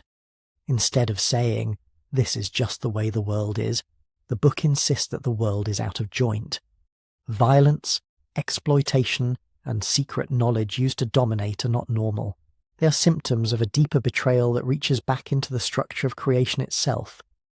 by turning that conviction into visions of metal mountains, star prisons, heavenly courts, and bound angels. The Enochic writers gave their readers something crucial, a way to imagine resistance. Empires might claim to be eternal. The book says they are temporary. Priests might act as if they stand between God and the people. The book shows a scribe from before the flood walking into heaven with a complaint. Human rulers might seem untouchable. The book reminds you that even the Watchers were arraigned and sentenced. In that sense, Enoch is a moral protest in narrative form. It refuses to accept that injustice is just the way things are. It anchors outrage in a cosmic story, and then dares to say that the present order, for all its apparent stability, is already under judgment. From here the question becomes, if this book spoke so powerfully to communities under pressure, why did it eventually vanish from most Jewish and Christian Bibles? To trace that disappearance, we have to watch Enoch leave the caves and shelves of Second Temple scribes and reappear in a very different place, inside jars of crumbling parchment on the shores of the Dead Sea. When the first Dead Sea Scrolls were unrolled in the late 1940s, most headlines focused on biblical manuscripts, Isaiah, the Psalms, fragments of Deuteronomy. It was like finding time capsules of the Hebrew Bible 1,000 years older than any copies we'd had before. But tucked among those scrolls were pieces of something stranger, bits of a book that, in most modern Bibles, doesn't exist at all, lines that mentioned Enoch by name, descriptions of watchers, of heavenly journeys, of calendars and judgments that sounded eerily like the Ethiopian version of 1 Enoch, but not always in exactly the same way. For the first time, we could say with real confidence, this wasn't just a late curiosity. Enochic writings were circulating in Jewish communities long before the time of Jesus. The caves at Qumran, near the Dead Sea, yielded fragments of multiple Enochic works. Scholars count at least 11 separate manuscripts that preserve pieces of what we now call 1 Enoch, all in Aramaic, the everyday language of many Jews in the Second Temple period. That detail alone tells you something. This wasn't an obscure priestly text locked up in the temple. It was written in the language of the street, the marketplace, the village.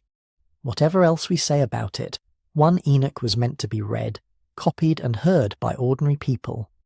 The dating of those fragments pushes Enochic material back into the 3rd and 2nd centuries BCE, maybe earlier. That places it right in the same era as Daniel, Jubilees, and other apocalyptic works. It also means that by the time of the Maccabean Revolt and its aftermath, stories of watchers and their judgment were already part of the cultural conversation. But here we have to be careful. The Qumran Enoch fragments are just that. Fragments, torn edges, missing lines, whole columns lost. When you compare them to the full Ethiopian version of 1 Enoch, you find strong overlap but also gaps and differences. So the scrolls can tell us some important things, and they are silent about others. They confirm that substantial portions of what we now call the Book of the Watchers, the astronomical book, and related sections were already in circulation centuries before the Common Era. They confirm that Enoch was not a marginal curiosity in one language and one place, but part of a broader set of traditions in Aramaic-speaking Judaism. They also confirm a basic shape. Enoch as a visionary scribe, watchers descending, giants appearing, heavenly tablets, cosmic calendars, future judgment. What they cannot do is give us a neat, final, original edition. We don't get a complete scroll of 1 Enoch from Qumran that we can lay alongside the Ethiopian text and say, this is the same book. Instead, we get glimpses, overlapping passages that match closely, isolated verses that parallel material we only knew from translation, and tantalizing signs that Enochic literature was still developing. In other words, the Dead Sea Scrolls don't prove that the later Ethiopian collection is word for word what someone in the 2nd century BCE was reading. They show that the core traditions behind that collection were alive, evolving and influential in precisely the period when Jewish apocalyptic thought was taking shape. Equally revealing is where those fragments were found, and what they were found alongside. Qumran was home, most scholars think, to a sectarian community with sharp views about purity, temple practice, and the end of days. Whether we call them Essenes or use some other label, their library has a distinctive profile. They're obsessed with calendars. They argue for a strict 364-day year, with festivals falling on unchanging days of the week. They see the temple establishment in Jerusalem, which follows a different calendar, as compromised, maybe even illegitimate. This is exactly the kind of argument you find in parts of 1 Enoch. The astronomical book lays out a rigorous solar calendar. Days, months, and seasons are described as if the universe itself was a carefully tuned mechanism. The point is not abstract math. It's that time belongs to God, and if you get the calendar wrong, you're silently breaking covenant with every misdated festival. For a group like the Qumran community, who define themselves partly by their calendar, Enoch was not just interesting, it was ammunition. The same is true for purity. Qumran texts draw sharp boundaries between the sons of light and a world they see as polluted. The priesthood in Jerusalem, the broader population, foreign rule. They regulate meals, marriages, and communal life with intense detail. Enoch's story of the Watchers adds a mythic backstory to that concern. Impurity isn't just about individual choices. It is a legacy of a primeval invasion of forbidden knowledge and illicit unions. The world, Enoch says, was poisoned long before the present temple was ever built. For a community that felt itself surrounded by compromise, that worldview would resonate deeply. And then there is the end of the age. Qumran's own writings, like the War Scroll and the Community Rule, imagine an imminent final conflict. The sons of light versus the sons of darkness, angelic armies fighting alongside human ones, a purged creation where only the righteous remain. Enoch's visions of judgment, cosmic upheaval, and a renewed earth slot neatly into that expectation. The language is not identical, but the architecture of hope is similar. Present suffering is framed as the prelude to a decisive divine intervention. This deep alignment of interests, calendars, purity, end times, helps explain why Enochic writings are so well represented at Qumran compared to other Jewish libraries we know about. The community didn't invent Enochic tradition, but they curated and extended it. And they didn't stop with the sections we now fold into 1 Enoch. Among the scrolls is another work modern scholars call the Book of Giants. It survives in Aramaic at Qumran, and later in a different form in Manichaean texts. The Book of Giants belongs to the same imaginative world. It fills in the story of the Nephilim with new detail, named giant figures, dream visions of impending doom, attempts by these hybrid beings to understand or evade the judgment coming upon them. If 1 Enoch gives you the descent of the Watchers and the broad outline of the giants' fate, the Book of Giants zooms in on their inner lives, their terror, their confusion, their failed appeals. Together they form what many scholars now call an Enochic tradition, or Enochic stream. Not a single book, but a cluster of related compositions that expand and reinterpret the same core myth. And again, the presence of this material at Qumran tells us something and leaves other questions open. It tells us that among at least one influential sect, Enochic myths of angels and giants were not fringe. They were part of how the community thought about history, impurity, and the looming end. It does not tell us that all Jews everywhere saw it that way. The very fact that the Qumran group treasured Enoch and polemicized against temple authority suggests division, not consensus. Other Jewish groups of the same period, Pharisees, Sadducees, later rabbinic circles, leave far less trace of Enochic enthusiasm in their own writings, so the Dead Sea Scrolls witness to popularity without proving universality. They show that for at least one rigorous text-loving community on the shores of the Dead Sea, Enoch was a key part of the interpretive toolkit, a way of explaining why the world was crooked, why the temple was defiled, and how God would eventually set things right. But they also set up the next puzzle. If Enoch could be so central in a Second Temple library, if its myths could shape a community's identity and calendar, how did it end up on the outside of most later Jewish and Christian canons? To answer that, we have to leave the desert and follow the book into a new set of readers, early followers of Jesus, who quote it, allude to it, and then quietly let it slip away. When you turn from the caves of Qumran to the pages of the New Testament, Enoch doesn't disappear. He slips into the margins, but he's still there, leaving fingerprints. The clearest one is in a tiny letter almost at the end of the Christian Bible, the Epistle of Jude. Jude is short, urgent, and obsessed with a familiar problem. corrupt teachers, moral chaos, and the sense that hidden spiritual forces stand behind human behaviour. To make his point, the author reaches for examples his readers would recognise: the Exodus generation, Sodom and Gomorrah, rebellious angels, and then he quotes something that in most modern Bibles you won't find anywhere else. Enoch, the seventh from Adam, prophesied about these people, Jude says, and then he introduces a saying that lines up closely with 1 Enoch 1:9, the Lord coming with myriads of holy ones to execute judgment and convict the ungodly of their deeds and hard words. This is not a vague echo, it's a direct citation, introduced with a kind of formula usually reserved for Scripture. For at least this one early Christian author, a line from an Enochic apocalypse was good enough to explain what God was about to do in his own time, but even here we have to be careful. Jude never tells us he's quoting a bound volume labelled the Book of Enoch, the way we think of it now. He cites a known Enochic prophecy. That could mean he knew a written text very much like 1 Enoch. It could also mean he was drawing on an oral tradition that circulated similar material. The wording is so close to Ethiopic 1 Enoch that most scholars think some written form lay behind it. Still, it's influence and citation, not an explicit statement of canon. Jude isn't alone. The first letter of Peter, and especially 2 Peter, move in a world that feels very Enochic.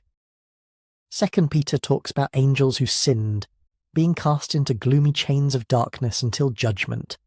The exact language differs, but the sequence, rebellious angels, Noah's flood, cities destroyed, is the same chain of examples you get in Enochic retellings of Genesis 6. The focus on corrupt teachers, greed, and sexual immorality as symptoms of deeper cosmic disorder is also familiar. The Book of Revelation, with its cascades of angels, sealed books, and visions of judgment, has often been read alongside 1 Enoch. There are clear thematic resonances, heavenly journeys, cosmic books recording human deeds, the final opening of those books in a courtroom-like scene. The image of rivers, mountains, and stars responding to divine verdicts feels at home in an Enochic universe. But resonance is not proof of direct borrowing. It may tell us that the same apocalyptic atmosphere that produced Enoch was also saturating early Christian imagination. Authors like John of Patmos and the writers of Jude and 2 Peter seem to breathe the same air as the Enochic scribes, even if we cannot always trace a clear line from one text to another. What we can say with some confidence is this: early Christians found Enochic themes useful for thinking about evil powers and final judgment. Where later Christian theology will often explain sin primarily in terms of Adam and the fall, many Second Temple Jews used the Watcher's story to talk about why the world feels invaded, why violence, forbidden knowledge, and corrupted desire seem to have a non-human edge. Early Christians inherit both strands, and in some places the Enochic one comes through strongly. Jude's world is full of dreamers who defile the flesh, reject authority, and slander glorious ones. That language of celestial beings, blasphemy, and chains of darkness fits neatly with Enoch's account of angels who left their proper place, shared forbidden secrets, and were bound to await judgment. For communities of Jesus followers trying to explain why oppression continued, why empires still crushed the poor, why religious leaders could be corrupt, Enochic myth offered a framework. The world was not just morally off. It was wounded by a primeval rebellion that mixed heaven and earth in all the wrong ways. Judgment, then, was not only about individual souls, it was about God finally cleaning up a cosmic mess that began long before Rome.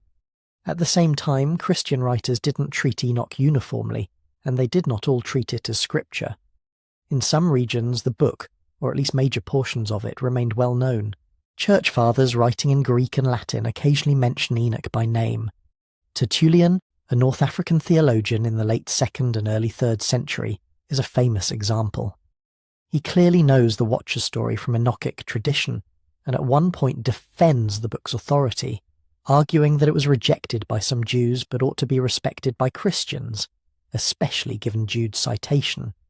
Yet even Tertullian admits that many in his own day do not accept Enoch as canonical. He is arguing against a trend, not describing a consensus. Other writers are more cautious. Origen, an influential scholar from Alexandria and later Caesarea, seems to know Enochic material and treats parts of it as edifying, but he does not list it among the books recognized in the churches he serves. Later figures like Augustine are much more skeptical. By his time, in the Latin West, Enoch is usually treated as non-canonical, sometimes as suspect. The situation in the East is more varied. Greek-speaking Christians around Palestine and Syria lived in closer proximity to the same Aramaic and Hebrew traditions that had nourished Enochic literature. Allusions to Enochic ideas, watchers, heavenly tablets, elaborate angelologies show up in some early Christian apocrypha and in writers like the author of the Epistle of Barnabas or the Shepherd of Hermas, both influential in some churches but never fully canonized. But influence does not necessarily equal endorsement as scripture. Many early Christian communities seem to have treated Enoch the way later readers treat respected theological books, full of insight, occasionally quoted, but not placed on the same level as the law, the prophets, and the emerging collection of apostolic writings. And that emerging collection is the key. As the first generations of Jesus' followers passed away, the question of which writings carried binding authority became sharper. Gospels attributed to apostles or their close companions, letters from Paul, accounts of apostolic acts. These texts were tied, directly or indirectly, to named eyewitnesses and founders. Enoch, by contrast, was anchored in a different kind of authority, the venerable patriarch taken up to heaven. That had worked in Second Temple Judaism, where ancient figures like Enoch, Moses, and Ezra could all be turned into scribal heroes in later works.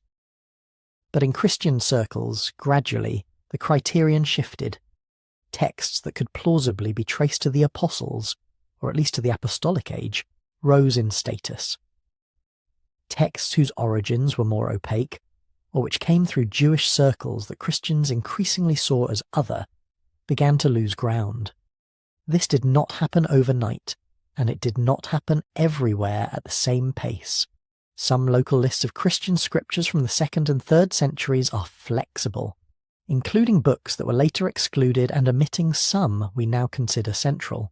Enoch appears on very few of these lists, and when it does enter the conversation, it is usually on the edge, recommended for private reading, valued as a witness, or dismissed as unreliable. The result is a kind of strange respect. Enochic myths continue to shape how Christians talk about angels, demons, and the deep roots of evil. The imagery of bound spirits, of gloomy chains, of books opened in judgment, all of this flows easily into sermons, hymns, and later apocalyptic literature. Yet the book that carried those myths is rarely granted a seat at the main table. As bishops and councils begin to speak more clearly about Old and New Testaments, about books to be read in church and books to be left aside, the gravitational pull of apostolic authorship grows. Enoch's authority, rooted in an antediluvian figure and cherished in some Jewish and fringe Christian circles, does not quite fit. In the Greek and Latin mainstream, it slowly drifts outward, influential but unofficial. In a few Eastern traditions, and in Ethiopia especially, it will be treated very differently. There, it will not just be quoted, it will be bound into the Bible itself and read as scripture. To understand how Enoch could fall out of favour in some Christian regions and at the same time become canon in others, we have to look more closely at how canon is actually made. Who decides? On what grounds? And why some beloved books end up on the wrong side of the line? When people talk about the canon, it can sound like a single meeting, a single vote, a single moment when someone slammed a list down on the table and said, "These are the books of the Bible, the rest are out." History is messier than that. Canon, in both Jewish and Christian traditions, is better understood as a long, uneven process in which communities gradually converge on a shared library of sacred texts. Different regions move at different speeds, different leaders have different opinions. Some books are accepted early and everywhere, others hover around the edges for centuries. If you could watch that process in time-lapse, it would look less like a committee and more like a shifting landscape of reading, copying, arguing, and worship. A few patterns do emerge. One has to do with language. In the world that produced Enoch, scripture for most Jews meant texts in Hebrew, sometimes in Aramaic. Later, as Greek became the lingua franca of the Eastern Mediterranean, many Jews read their scriptures in translation, in what we now call the Septuagint. Early Christians inherited that Greek Bible. A book's original language and its translation history mattered. A text that existed primarily in Aramaic, circulating in particular circles, had a different trajectory from one long embedded in the broader Hebrew or Greek collections. Enoch seems to have begun in Aramaic, with fragments of multiple Enochic books found at Qumran. Parts were clearly considered important there, but outside places like Qumran, it never achieved the same universal spread as, say, Isaiah or the Psalms. Another pattern involves authorship, or at least perceived authorship. Ancient Jews and Christians often attach writings to revered figures to give them weight. Moses, David, Solomon, Enoch, Ezra. Modern scholars call this pseudepigraphy, but for ancient communities the question was less about modern notions of forgery, and more about fitting a text into a known sacred storyline. For Christians, over time, this became more focused. Texts linked to prophets and patriarchs remained foundational, as part of what they called the Old Testament. But when it came to newer writings, a premium was placed on apostolic connections. Gospels associated with Matthew, Mark, Luke, and John. Letters from Paul, Peter, James, John. Enoch in this environment occupies an odd space. It claims the authority of a primeval patriarch, the seventh from Adam. That made sense in a Second Temple Jewish world filled with visionary literature anchored in ancient heroes. But it did not fit as neatly into a Christian canon that was gradually organising itself around the law and prophets on one side and apostles on the other. Then there is liturgical use. Books that were read aloud in synagogue or in church week after week naturally gained a kind of practical authority. They shaped prayers, songs, and the shared imagination of worship. Over time, people began to ask, which writings may we read publicly as scripture, and which should be reserved for private devotional study? If a text was rarely available or mostly confined to particular groups, it had fewer opportunities to become part of that common liturgical rhythm. Enoch seems to have had a strong presence in some Second Temple Jewish circles, like the Qumran community, and later in some Christian groups, but we have far less evidence of it being used broadly in regular public worship in the Greek and Latin churches. That absence matters. Theology also plays a role, though more in practice than as a neat checklist. Communities tended to favour books that could be harmonised with what they already believed about God, the world and themselves. This didn't mean every text had to sound the same. The Bible is full of internal conversations and tensions. But writings that seemed too far off the theological centre of gravity, or too easily misused, raised questions. The Enochic picture of angels, giants, and forbidden knowledge was powerful and compelling, but not always easy to integrate. Some Jewish teachers were wary of the way the Watcher's myth explained evil. If too much blame was placed on rebellious angels and their corrupting teachings, what happened to human responsibility and the central story of Adam, Eve, and the garden? Some Christian thinkers later had similar concerns. They might appreciate Enoch's emphasis on judgment and justice, while hesitating over its elaborate angelic hierarchies and speculative cosmology. Antiquity and continuity mattered too. Books that could be traced even loosely to a long-standing tradition, recited, copied, and commented on over generations, carried more weight than texts that seemed to appear suddenly or only in isolated communities. Canon was not only about being old, it was about being old and widely recognised. This is where practical issues like transmission and availability quietly shape the outcome. Scrolls wear out. Manuscripts are lost in wars, fires, or simple neglect. A book that is copied often, translated into multiple languages, and held in many different regions is more likely to survive and to be treated as essential. A text preserved in a few monasteries or tight-knit sectarian groups lives a more fragile existence. The Enochic corpus, once vibrant in some Second Temple settings, did not maintain broad transmission in most Jewish communities after the 1st century. As Rabbinic Judaism consolidated around the Torah, prophets and writings, Enochic works largely fell outside the emerging norm. Christians for a time kept some of those traditions alive. but as their own boundaries hardened between what counted as Old Testament, what counted as apostolic testimony, and what was simply useful reading, Enoch often landed in that last category, if it was known at all. All of this helps explain a paradox.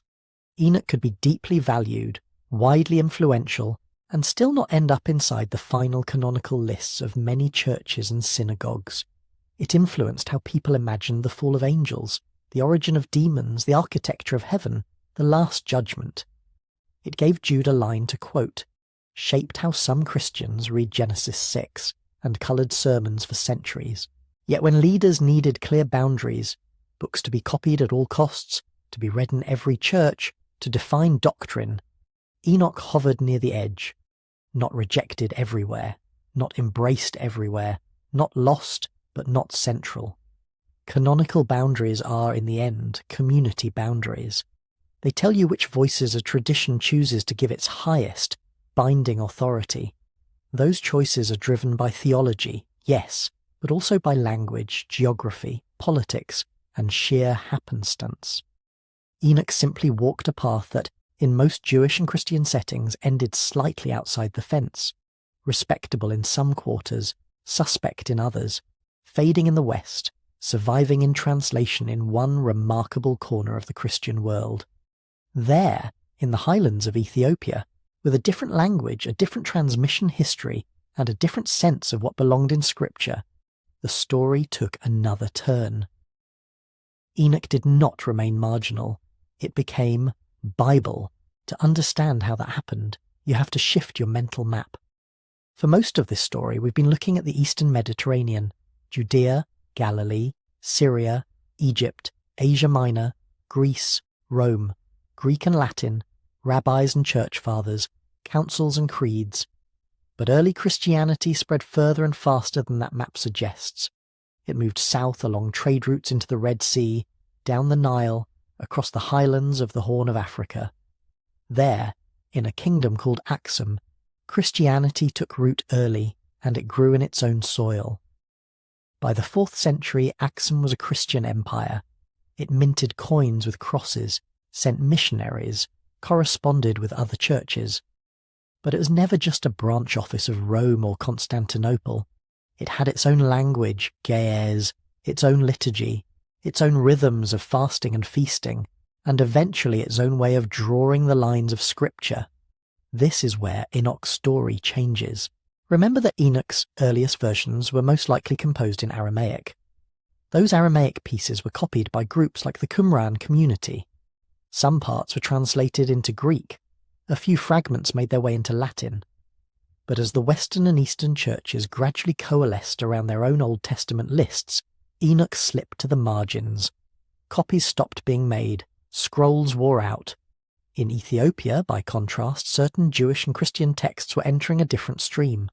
Sometime in the early centuries of the Common Era, probably between the 4th and 6th centuries, a cluster of Jewish writings preserved in Greek began to be translated into Ge'ez. Enoch was one of them.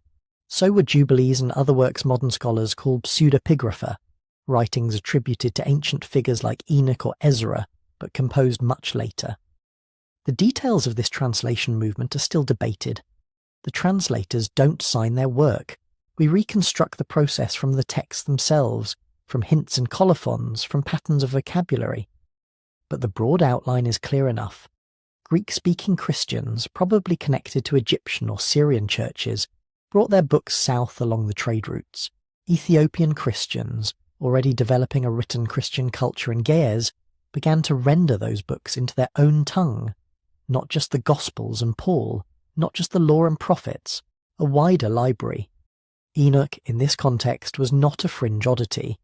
It was one of the books that came bundled with a certain version of the Christian Bible, a collection that, in some Greek circles, was still a bit more porous, still carrying traces of Second Temple Jewish literature that would later be trimmed away elsewhere. Once Enoch entered Ge'ez, its fortunes reversed. In the Greek and Latin worlds, the text gradually faded. Quotations stopped. References became second-hand memories.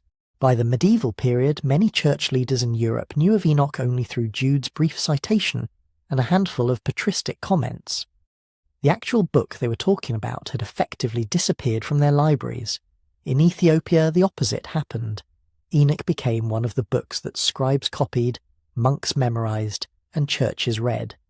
It moved from being an imported curiosity to a local inheritance. Over centuries, as Ethiopian Christianity weathered invasions, dynastic changes, and internal reforms, Enoch remained part of that world's scriptural landscape. The form in which it survived there is what scholars today call one Enoch, or the Ethiopic Book of Enoch. It's the most complete version we have. 5 major sections, from the Book of the Watchers to the Epistle of Enoch. When modern Europeans rediscovered Enoch in the 18th century, they did it by acquiring Gaia's manuscripts from Ethiopian monasteries and having them translated back into Latin and then into modern European languages. In other words, the text that had helped shape parts of early Judaism and Christianity, then largely vanished from the main Greco-Roman stream, came back into Western scholarship through a Christian tradition that had never considered it lost. Over time, the Ethiopian Orthodox Church did more than just preserve Enoch. It canonized it. Now, canon in Ethiopia, as elsewhere, is not a single moment or decree. It's a layered reality. Books used in liturgy, books used in teaching, books copied in official codices. But if you look at authoritative Ethiopian canon lists, and at the actual practice of which books are bound together and treated as scripture, one Enoch is there, not as an appendix, as part of the Old Testament. This doesn't mean that every village Christian in Ethiopia spends their evenings pondering the Watchers and the Nephilim. As with any tradition, some biblical books loom larger in everyday life than others. Psalms and Gospels tend to shape prayer more than obscure apocalyptic visions. But in terms of status, what may be read as the Word of God in church, what belongs to the official library, Enoch has a place. That produces an interesting contrast. In most Western churches, if you asked whether Enoch is part of the Bible, the answer would be no. In Roman Catholic and Eastern Orthodox lists, it belongs with other extra-canonical writings, important for understanding history and theology, but not itself scripture. In most Protestant traditions, it is even further removed, read mainly by specialists and enthusiasts. In Ethiopian Orthodoxy, if you posed the same question, the answer would be yes, not because Ethiopia doesn't know what other Christians say, but because its own continuous practice, rooted in its own history of translation and worship, has drawn the boundary in a different place. This is a reminder that there is no single, universal Christian canon that has always existed in exactly the same form. There is a family resemblance of canons, with a large overlapping core, Genesis, Isaiah, the Gospels, Paul, and then a ring of books that move in and out at the edges depending on language, geography, and historical path. Some communities include Tobit, Sirach, and Wisdom of Solomon as scripture. Others place them in a secondary category. Some count the Maccabean books. Others treat them as historical supplements. Ethiopia includes works like Enoch and Jubilees that most other churches left outside. These differences can feel destabilizing if you imagine canon as a single, fixed list dropped from heaven. They make more sense if you see canon as that slow, uneven process we talked about. Communities reading, praying, arguing, and choosing which voices will define their shared story. The temptation, when facing competing canons, is to start ranking. To say, this one is right, the others are mistakes. From the inside of any tradition, people will of course have convictions about that. The Ethiopian Church believes its canon is the proper one. Roman Catholics believe theirs is. Protestants believe theirs reflects the true boundaries. From a historical vantage point, though, you can simply notice that different Christian communities, working with different languages and manuscript streams, made different decisions about a relatively small set of contested books. Those decisions are not random.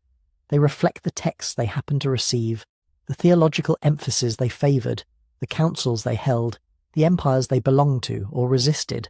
Ethiopia was never fully folded into the imperial church structures of Rome or Byzantium.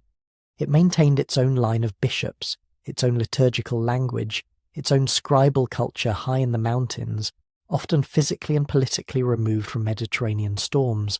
That semi-independence made it, almost by accident, a repository for certain ancient works that vanished elsewhere. Enoch's survival there is part of that broader pattern. In the West, the book's vivid portrayal of watchers, giants, and forbidden knowledge made it influential, then suspicious, then expendable. It lingered in quotations, then fell into silence.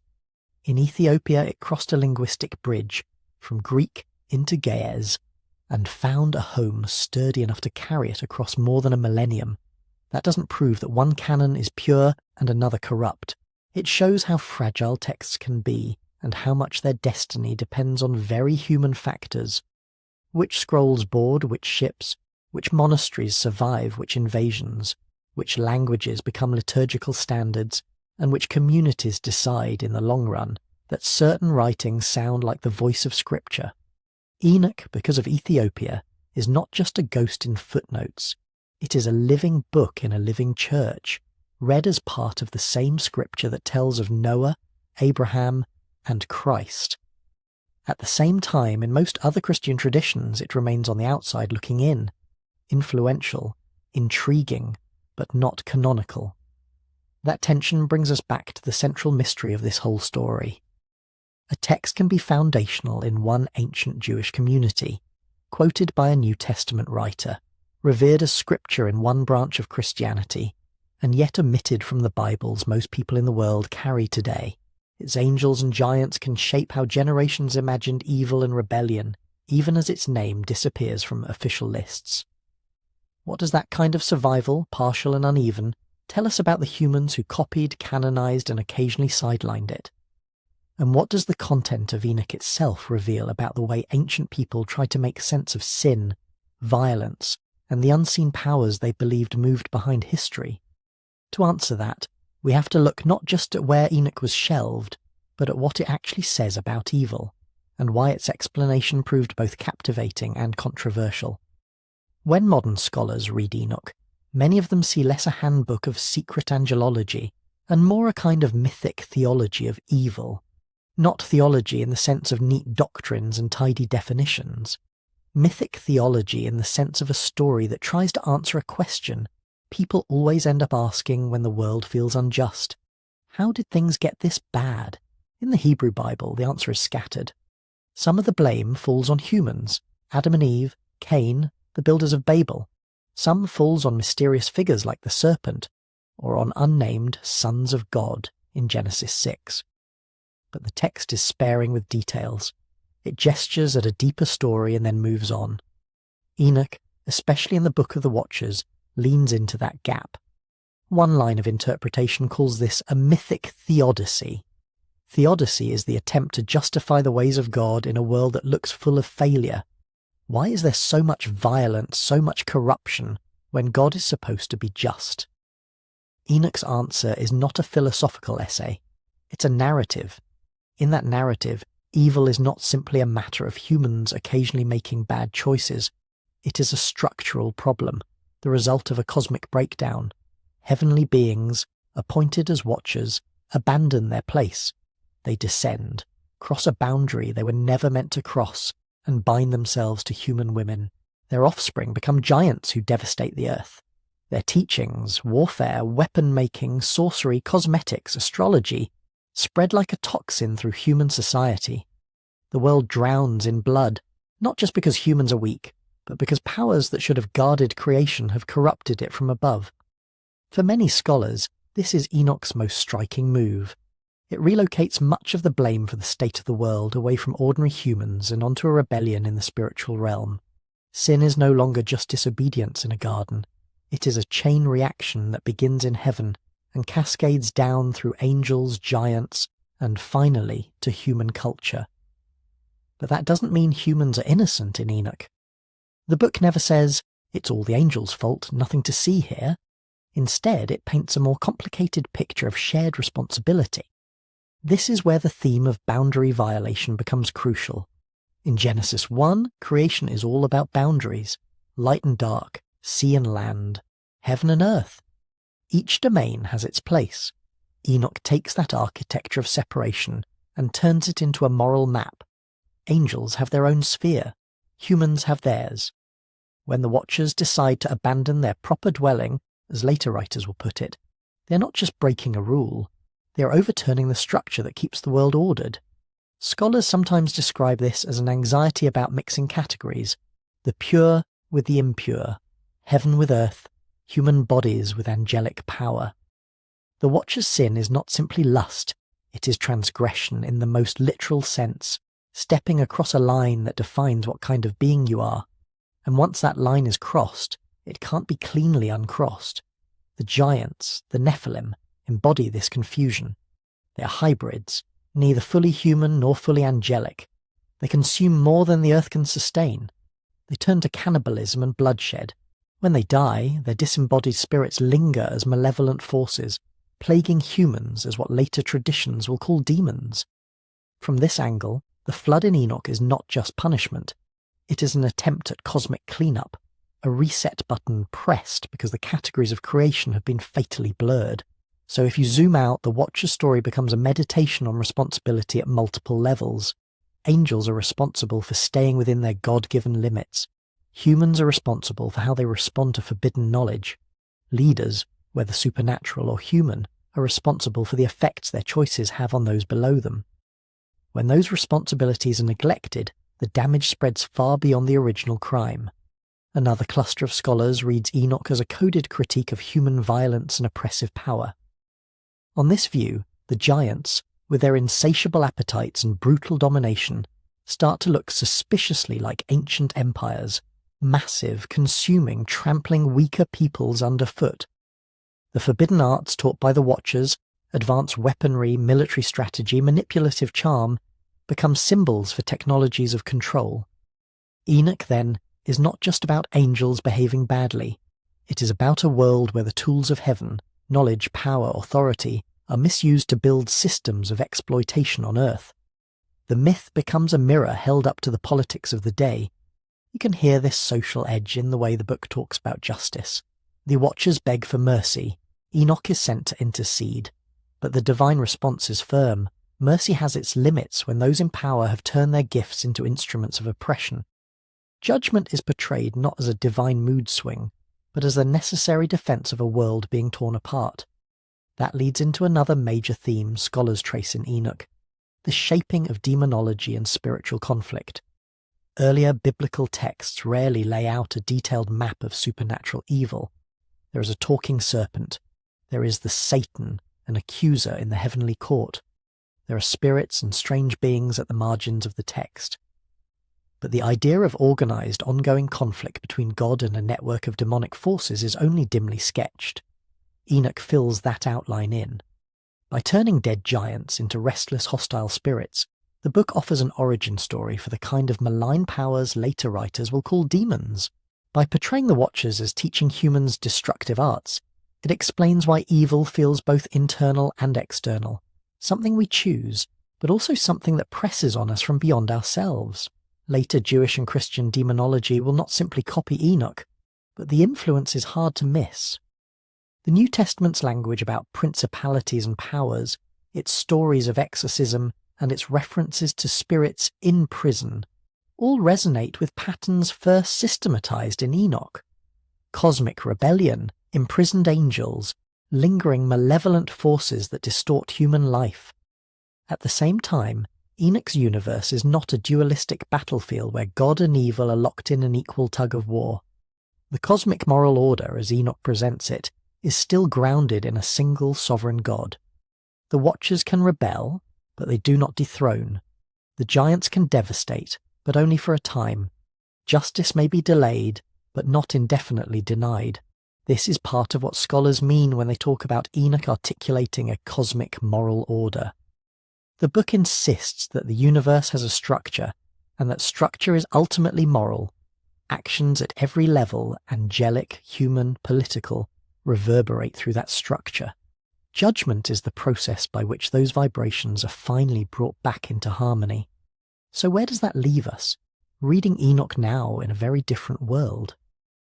One reason modern readers are drawn to Enoch is obvious.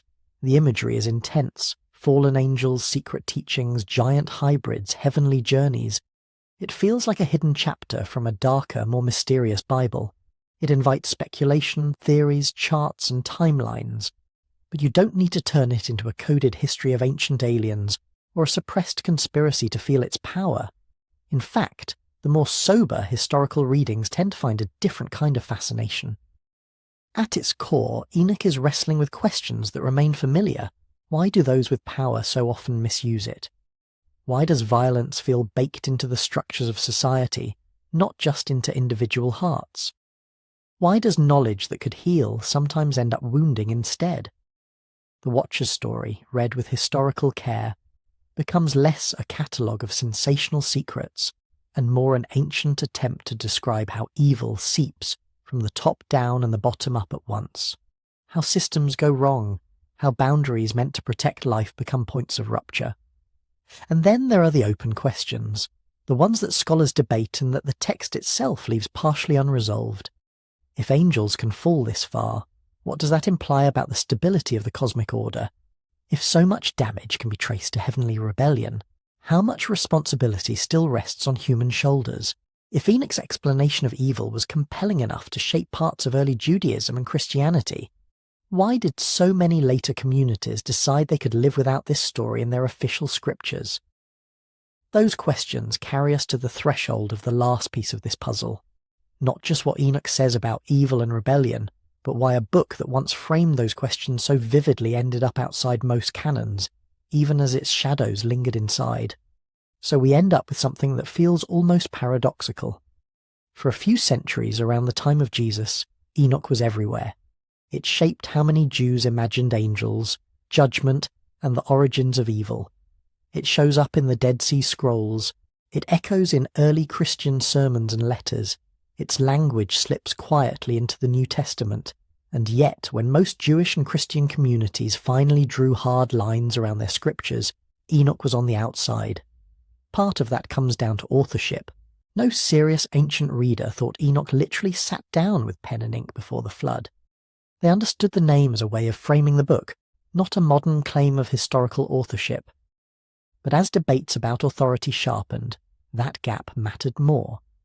A book that openly speaks from the voice of a pre-flood patriarch could be cherished as edifying, yet still feel too distant, too legendary, to sit alongside the Torah or the Gospels. Then there is the question of theological fit. Enoch turns Genesis 6's sons of God into a dense architecture of angelic rebellion, heavenly courts, and cosmic timelines. For many Second Temple writers that made sense. It offered a way to connect the scattered hints of the Hebrew Bible into a single sweeping story. But once Rabbinic Judaism and mainstream Christianity began consolidating their own theological maps, that same richness could look like a problem. Enoch's detailed angelic hierarchies, giant lineages, and apocalyptic schedules risked competing with emerging doctrinal frameworks. It raised as many questions as it answered. Transmission played its part too. Enoch circulated widely in Aramaic and Greek, but as communities shifted toward Hebrew on one side and Latin on the other, the text's footing became less secure. It never established a universal liturgical presence across all major centres. Instead, it travelled along particular routes, attached to particular groups. Where those communities lost influence, Enoch's status dimmed. Competing authorities added another layer. By the late 1st and early 2nd centuries, multiple books were offering grand visions of heaven, judgment, and cosmic order: Daniel, 4 Ezra, 2 Baruch, Revelation, and more. Communities did not need all of them to make sense of their world. They chose a few to carry the symbolic load. Enoch for many remained in the background as a respected ancestor rather than a governing voice. And yet, even from outside the canon, it still changes how Genesis 6 looks when you go back and read it. Without Enoch, the Sons of God episode is a brief, haunting fragment. Powerful beings, mysterious unions, giants on the earth, and then the flood, all in a few verses. With Enoch in mind, even if you treat it only as an ancient commentary, that fragment becomes a doorway into a whole landscape of Second Temple imagination. You begin to see how one tiny line in Genesis could generate a vast story about watchers, forbidden knowledge, and judgment delayed but not denied. You notice how later apocalyptic texts echo its patterns: heavenly journeys, books of deeds, sealed fates. yet also intercession and mercy. You start to realize that when early Jews and Christians spoke about demons, imprisoned spirits, or a coming Son of Man, many of them were hearing Enoch, even if they never said his name. You do not have to believe Enoch is literally describing the architecture of the cosmos, or that its timelines correspond to our future, to let it do its work. As a window into how ancient communities wrestled with evil, injustice, and hope, it remains remarkably sharp. It shows a world where people looked at violence, empire, and corruption and chose to tell a story in which those things are not normal, not inevitable. They are symptoms of a world out of joint, waiting to be set right. And that brings us back to the quiet question underneath the whole mystery. How do communities decide which stories belong in their sacred libraries?